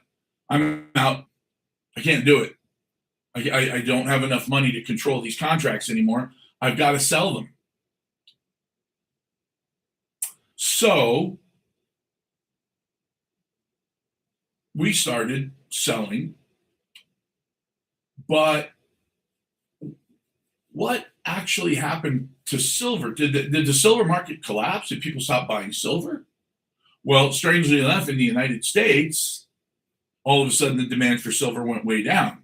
Now, a lot of people had to sell their silver contracts because they couldn't cover. Look, if I say to you, hey, look, you need $15,000 to control 50,000 ounces. Oh, all right. So I can control 50,000 ounces with 15 grand. Yeah. Well, fuck it. All right, I'm in. Give me the contract. Here, you hold on to my 15,000. All right, cool. Now, you have the right to take this 50,000 ounces. Okay, cool. Oh, by the way, I changed my mind. What do you mean you changed your mind? Well, I could change my mind because I've still got the silver. You haven't taken delivery. So I changed my mind. I'm going to need $40,000 for you to control this same amount. Okay. Well, that's a lot more than 15, but I mean, it's still worth it, I guess. So, all right, here. So I give you the new amount, the extra, 25,000. All right. And I'm like, all right, good. Well, I'm in for 40, but I'm still controlling this 50,000 ounces. I'm still good, man. And then you come to me and you go, oh, by the way, you know what? I just upped the amount that you have to have on file with me. I need a total of 54,000 now. Wait a minute, man. You said 15 grand. Yeah. I said 15 grand, and that was the case, 15 grand. And now you want a total of 54 grand. Uh-huh. I don't have 54 grand. Oh, you don't? Oh, well, we have to sell your contract. You have 24 hours. Fuck. That's it. You're done. Yeah. They just totally fucked you out of your contract. And how do they get away with that? Oh, they're the Comex. So why would you do that though? Why would you kill the price of silver? Well, I can think of a couple really good reasons. And the shitty trade deal we just struck with China, it's one of them. That thing with China, that really bothered me. That it just didn't, something doesn't feel right. Why would we bend over like that and just let them screw us over? Why would we do that? We're still an extremely strong country. Why would we want the price of silver to go down? That just oh shit, I know why. Because silver, like gold, is a measure of how strong your currency is. So wait a minute. If it takes 120 of my American dollars to buy silver, yeah, it looks like your currency's kind of shitty. But what if it only takes 80? Well, then it looks like it's 30% stronger. So if I manipulate the price of gold and silver down, yeah, that's because that's your competitor. Remember, you've only got two competitors to the American dollar. There are only two things in the world that compete with the American dollar. That's it. Just remember this, and you'll understand economics completely. Who competes with the American dollar? Well, I mean, all the other currencies, fuck them. They're all garbage. Okay, so they don't really compete with us. Bonds. Whose bonds? Our bonds. As far as a safe haven, when people run to safety because the world's crazy, where do they run? Well, they run to American securities like or debt instruments like bonds and T-bills and notes. Okay, and what else? Precious metals, and what else? Oh, and cash, the American dollar. They get rid of all their Bundesbank bullshit and they sell off their whatever, Micronesia fucking dollars or whatever, and they get American dollars because they know America's safe. Okay, so we know that the three things that everybody wants to run to in case of emergency are American treasuries, American dollars, and precious metals. Well, what happens when the precious metals are going through the fucking ceiling? Well, that makes the other two look pretty bad. Yeah, but we want people to buy our dollars. We want people to buy our treasuries.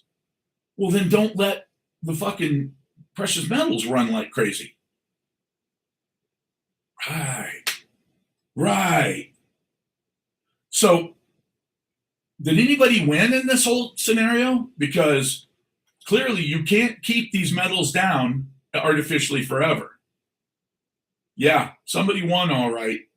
They won in a very, very big way. China.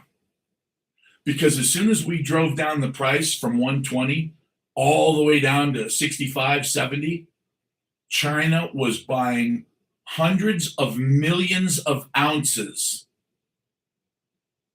They were buying literally tons and tons of silver per day at the new, cheaper price. They won in a huge way. Well, poop, that's not exactly what we wanted, was it? So where do we go from here? Well, I can tell you that in COMEX, just recently, 39 million ounces walked out of COMEX, was insured, put on trucks, and left COMEX forever. See, you don't leave COMEX and then come back, because if you come back, you have to reassay all of that silver for good delivery. Well, reassaying that silver means melting it down and testing it. And then you reinsure it and put it back in the vault. The amount of time and effort that goes into that is insane. If silver leaves COMEX vaults, it's going somewhere. Somebody's using it.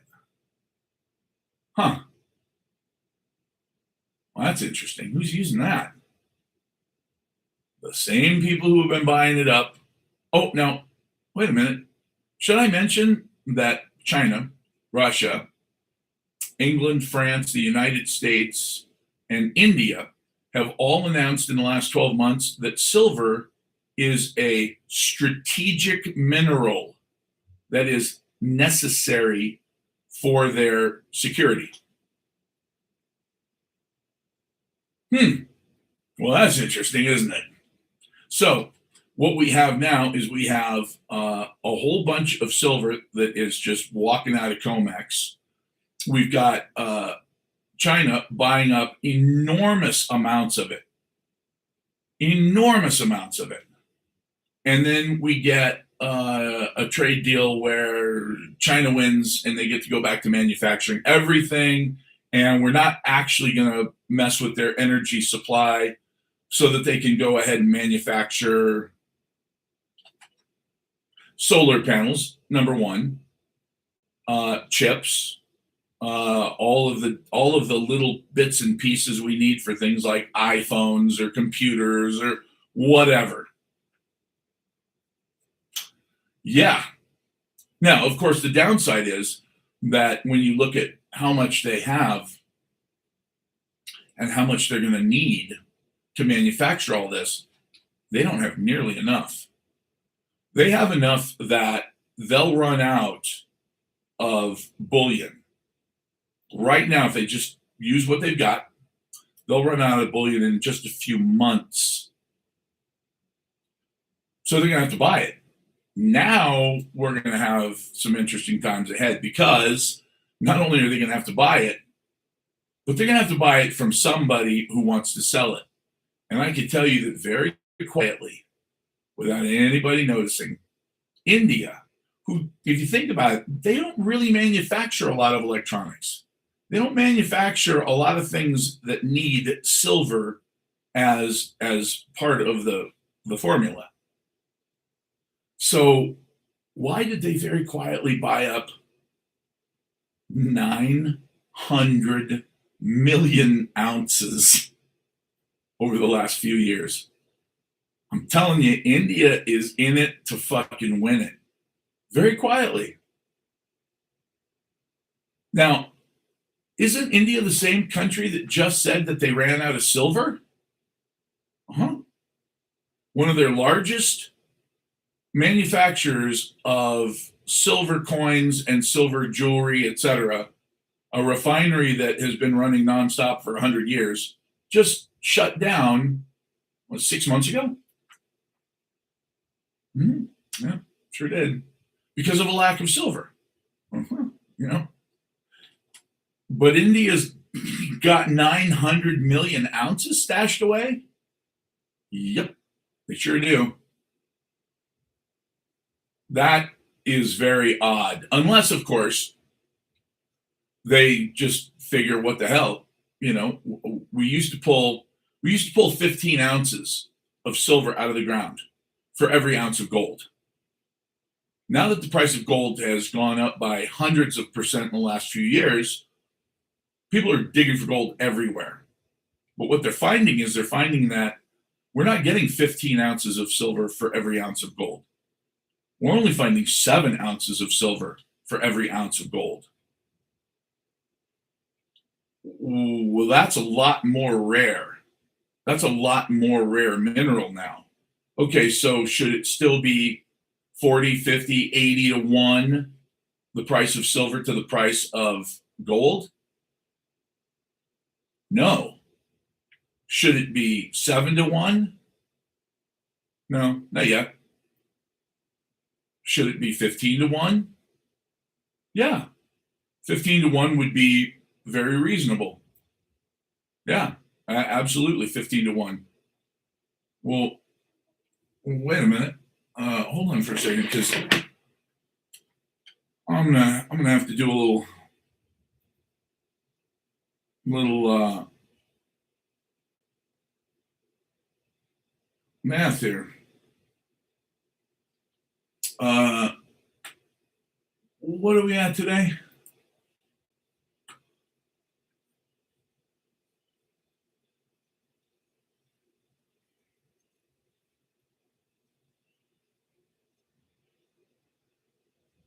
Mm, 73.50. Okay, and 44.60. All right, 44.60 divided by 15. Now, remember I said that I thought that silver should be at $300 by December. That's $297 at a ratio of 15 to 1. Now, 15 to 1 also happens to be what it says in the Coinage Act of 1792. That's what it says that it should be in a ratio of gold to silver, as far as what it costs and what it represents in terms of value for United States coinage. It should be 15 to 1. And so if it were 15 to 1 right now, without gold going up a dime, it would be $297. So what I'm saying to you is, if you're not calling me today, tonight, tomorrow to buy some silver, you're crazy. You are crazy, because it should be $300 and it's 73. And by the way, how are we doing with the Nasdaq? Because boy, I got to tell you, that one makes me wonder.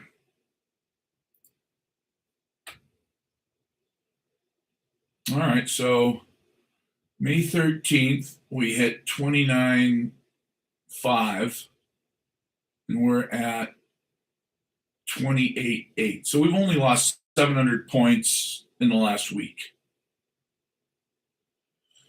I know 700 points is not small, but on the other hand, I'm not. That doesn't worry me. Considering that what, in March we're at 22. So, but do I see over the next year, do I see the market crashing? You can't really call it a crash. You call it a correction. But this is the game that is set up. You have to understand something. The stock market is designed to do exactly what it's doing. The greatest amount of wealth made is not in the market going up. The greatest consolidation of wealth is when it tanks, because it goes up. Let me give you an example. Okay. Now, to go from 250 to 2,500 took 10 years. Okay? 10 years. To go from 4,000 to 800 took 1 year. I'm talking about the Nasdaq. Let's look at the S&P. Okay, and let's see. In 1980, it was at 115, and in 2000, it was at 1,500. Perfect. Okay, so it went up 10 times. And it went from 15 down to 800 in 2 years. Again, it went up to in '07, it finally hit 1,500 again. It was back to where it was in 2000. Finally, break even. Oops. Because that was in '07. By '09, it was at 735. Okay. So you bought it. Let's say you bought it in 2000. When did you actually start to make some money? In 2012. It only took you 12 years to break even again after you bought at the wrong time and it went back up. So it went from 790 in '09 to 7,353.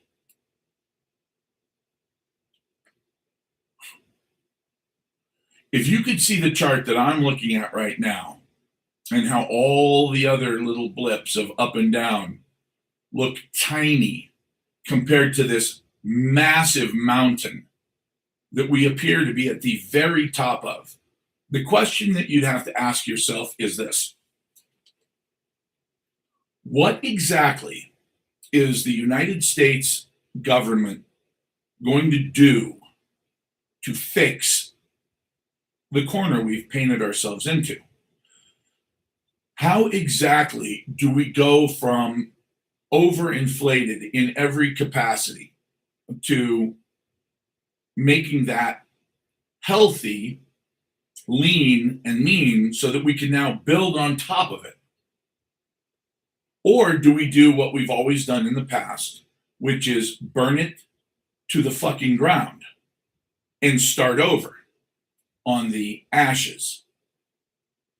That's what we've always done in 1929 or in any of the subsequent stock market crashes.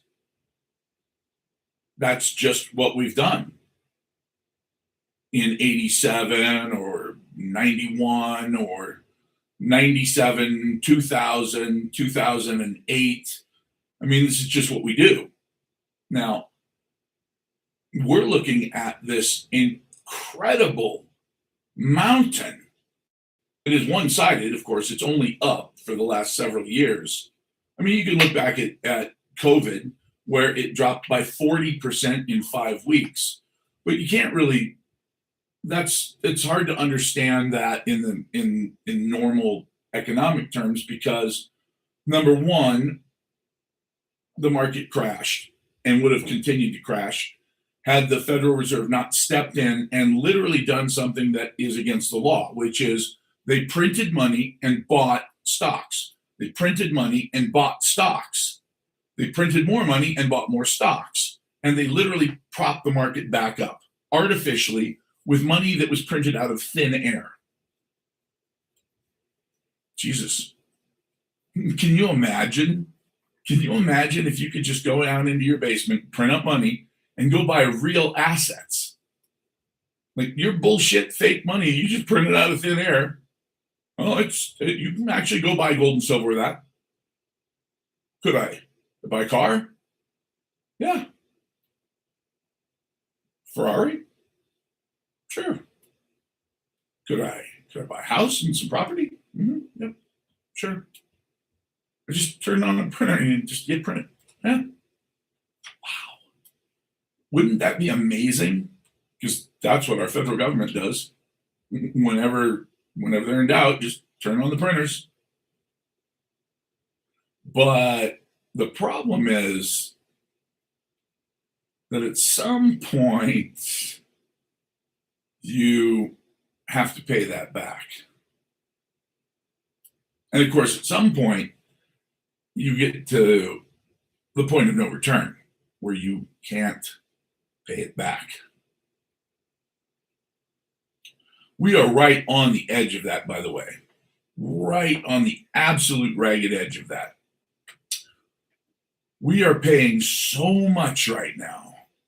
And by the way, 30-year bond paying 5.1%. Whoa. Whoa.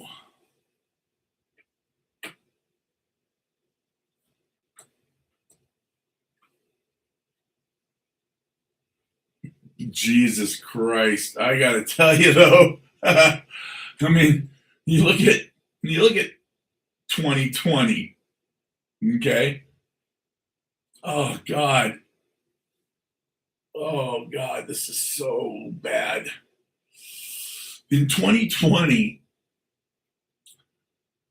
these bonds were paying 1.1%. A 30-year US Treasury bond was paying 1.1%.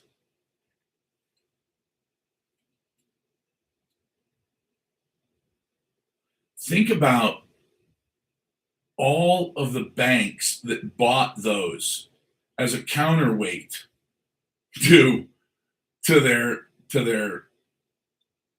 debts. They bought these assets instead. Now, this one is, I mean, this to me, this is, it's hard to even wrap my head around this, but if you go back, if you go back to 1987, that same bond was paying 9.7%. 9.7% interest. What? That is absolutely bananas. That is bananas.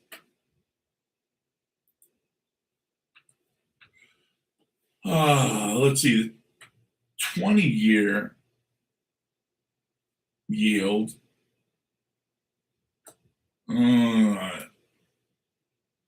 Wow. It was less than 1% in 2020. And now it's 5.1%. Let's check the 10-year. Woo. Jesus. In 1981, it was paying 15.7%. That is amazing. Now, here's the funny part. In 2020, it was paying just over a half of 1%. A half of 1%. I don't think I want that. Right now, it's at 4.6. 4.6% for a 10-year. Well, I mean, it's, it's been as high in the last few years, it's been as high as 4.9. But 4.6 is, and it's going up, and it's going to have to go up. And the reason it's going to have to go up is because, look, man, how do you sell this? Who's going to buy this? Who wants this? So it's just going to keep going up. And of course, don't even get me started on oil, because West Texas is, West Texas is at 103 today. It touched 104 a couple times. Yeah. Whew. The good news is that it did hit 110 a couple times.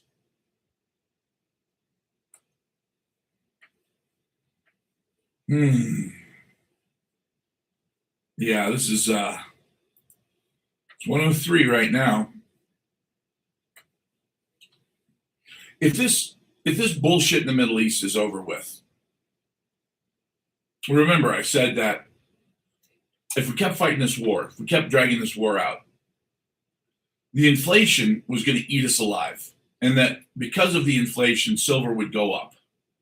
Or we could call it a day, wash our hands of the whole situation, let Trump fly through his teeth and say we won, whatever. I fucking get it over with,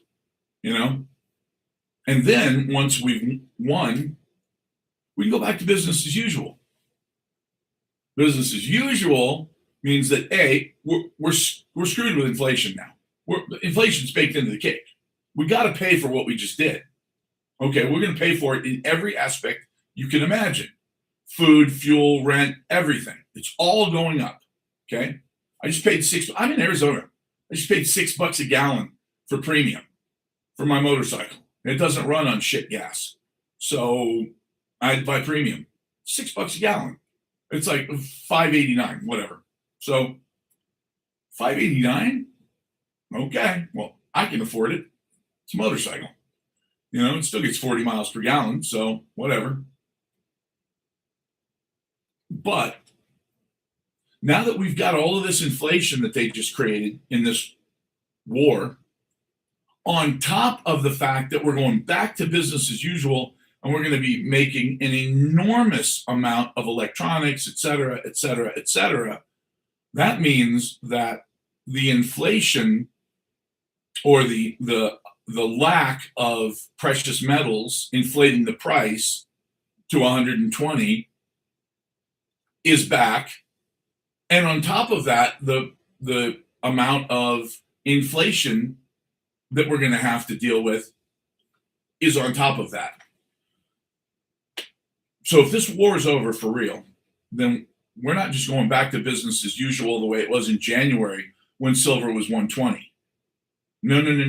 We're going back to business as it's never been before, with probably 10% inflation by the end of the year, on top of the fact that all of these data centers need literally tens of thousands of ounces of silver each.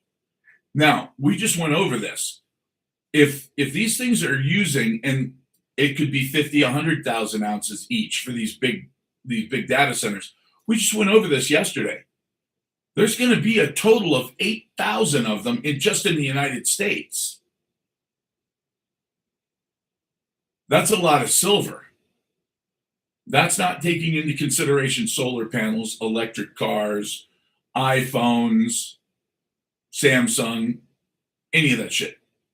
So, and by the way, how many kilos of silver go to an F-35 or an F-22 or a Tomahawk cruise missile? Dozens of ounces. Those Tomahawks, they're not free, and you don't get them back once you blow them up. That silver is gone forever. So we're going to go back to using 3 billion ounces per year, producing 800 million a year, and not having a stockpile anywhere in the world large enough to cover even 8 months of production. What? Where the fuck are we going to get it? Right here. These things are going to be worth a fortune. So do I stand by my $300 by December? Absolutely. Am I going to make fun of the guy who just said $500? Nope. Not making fun of him at all. Because now I understand what just happened. And man, oh man, that was something else. China got us. They got us good on that one. We took away Venezuela. We just absolutely kicked their ass as far as their energy costs. But then they turned around and kicked our ass because they got a whole lot of silver at dirt cheap because we were trying to protect the value of our dollar. We were worried that our dollar would look like shit. So we had the COMEX absolutely screw silver investors. Well, now that we're going to have to start printing money like crazy anyway, the value of the dollar is really not an issue. And besides, with everybody else's, because how do we value the dollar? Like, what is the dollar index? What does that mean? Well, the dollar index is simply ours as opposed to theirs in a basket of different currencies. So, like, I'll give you an example. Where are we at now today? We're at just about 100. We're at 99 something. Okay, so have we been over 100 in the last day? 99.4. Okay. Well, where were we in August of 22? We were at 112. That's a very, very strong dollar. Where were we in May of 21? All the way down at 90. What? Within a year? Yep. COVID. COVID. People starting to run for cover. Let's see. We're all the way down in 2018 at 89. And now we're at 99. So now, granted, last year we were at 108. It's a very strong dollar. As a matter of fact, that's a shitty strong dollar. That's too strong because now everything that we sell worldwide is going to seem really expensive because our dollar is so strong. The weaker your currency, the cheaper your products. So, well, the yen's going to get weaker because they're actually just producing the crap out of the yen. They're going for broke, and they have to. You know, the yen is the Japanese have been trying to be our buddies for 40 years now since their entire economy went into a recession. And you know, they've done more than their share. That's all I can say. They've done enough. You know, the Japanese have been good to us. We whooped their ass, and they said, "Okay, you whooped our ass. We're on your side now. What do you need from us?" And they've been there, and there have been a couple times where we've had to do stuff that was pretty unfriendly towards them, and they just hung in there. They complained, but they just hung in there. But now they're telling us, look, we can't do this anymore. Like, we can't just stand around and hope that your bonds mature 20 years down the road. We got to sell some bonds. We have to sell some of your treasuries in order to get money into our economy now. Well, shit. You picked a terrible time to do that, Japan, because guess what? China's unloading our treasuries, and they have more than anybody else, and they're dumping them like crazy. $700 billion worth of them. They're just at the edge of smelling like they've weaponized our debt. Because if they keep dumping our debt, we won't have anybody to sell it to.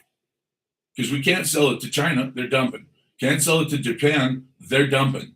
Okay, there's number one and number two. England? They're so broke they can't pay attention. So they're going to very quietly, very methodically, hopefully very gently, stick those bonds up your ass in the form of pensions. They're going to make BlackRock buy them. Not so good, but what are you going to do? When you take your money and you just throw it into a 401k or an IRA because you think, well, I'll just let the professionals take care of it. Professionals don't take care of you. That's not what they do for a living. They take care of themselves. And if by some miracle of God those paths cross, then they'll make sure that you make lots of money because it's in their best interests. Otherwise, sheep are only there for two reasons. Pray you're not lamb chops, because if you're not, that's great. That just means you're getting fleeced. And if you don't fleece sheep enough, they get to a point where they can't walk. They can't see. Sheep are made to be fleeced. I'm not saying this because I heard it in a dream. I heard this on the trading floor as a stockbroker when guys were bringing in literally something the size of this Easter egg that was made of pure Coke and putting it on their desk and saying, all right, boys, it's Friday. Let's kick some ass and let's go have some fun. I got a limo. And it's like, oh my God. That's, the first time I saw that, I was one of these kids that grew up, never did coke, never wanted to do coke, I just drank beer, just a beer drinker. So when I saw all of this shit going on, and I saw these guys doing lines and smoking weed in the stairwells, it's like, oh man, who are these people talking about ma and pa kettle? How they're supposed to be fleeced, and if they weren't fleeced, they wouldn't know what to do with themselves. Hell, they're just going to piss that money away anyway. So who cares if they lose it? It's like, wow, this is Wall Street, baby. This is the real Wall Street. It's not like the movie. Yeah, the part with Gordon Gekko talking about how greed is good, ruining our society forever with that fucking speech. Yeah, that part's real. But as far as the rest of it, no. There's a movie called Boiler Room. Somebody said, hey, man, you should watch that. It's supposed to be really accurate. I lived it. I don't want to watch it. It just pissed me off. It'd make me mad again. Wolf of Wall Street. Why do I want to watch something about literally something that I wanted to be, something I wanted to do with my life? And when I saw it, I was absolutely disgusted by it. Like, who are these people? I don't want anything to do with these people. So, no, I haven't seen Wolf of Wall Street either. Not my kind of movie. I did see Wall Street. And, it's interesting because at the time when I saw it, I thought, yeah, that's the way it is. You either get with the program and you do what's necessary, or you become an outsider really quick. And, some outsiders still make money. You can still go work for what they call a boutique firm. And a boutique firm is a firm of, it's very small. Could be small because the guy who's in charge is a fucking genius and he just doesn't want to deal with the bullshit, like a Michael Burry type thing. Or it could be small because, they're not that good at what they do. That's a chance you got to take with boutiques. So, all right, guys, well, I'm going to call it a night. Again, you might want to get a hold of me because, Silver, it's time. Now that I know what's going on, wow, 20 troy ounces in every Tomahawk missile. 20 ounces. Jesus, that's a lot. That is crazy. So, bottom line is it's a good time. Oh, my pleasure, man. All right, so you guys be good, stay out of trouble, and I'll see you tomorrow night. We'll talk about this, but definitely give me a call. My number is in my bio. Now, is it in my bio on YouTube? I don't think it is. That's weird. It should be. All right. Well, guess what? It's going to be now because I'm going to put it in there. Very cool. Thank you guys for jumping in and commenting, and I will see you tomorrow night.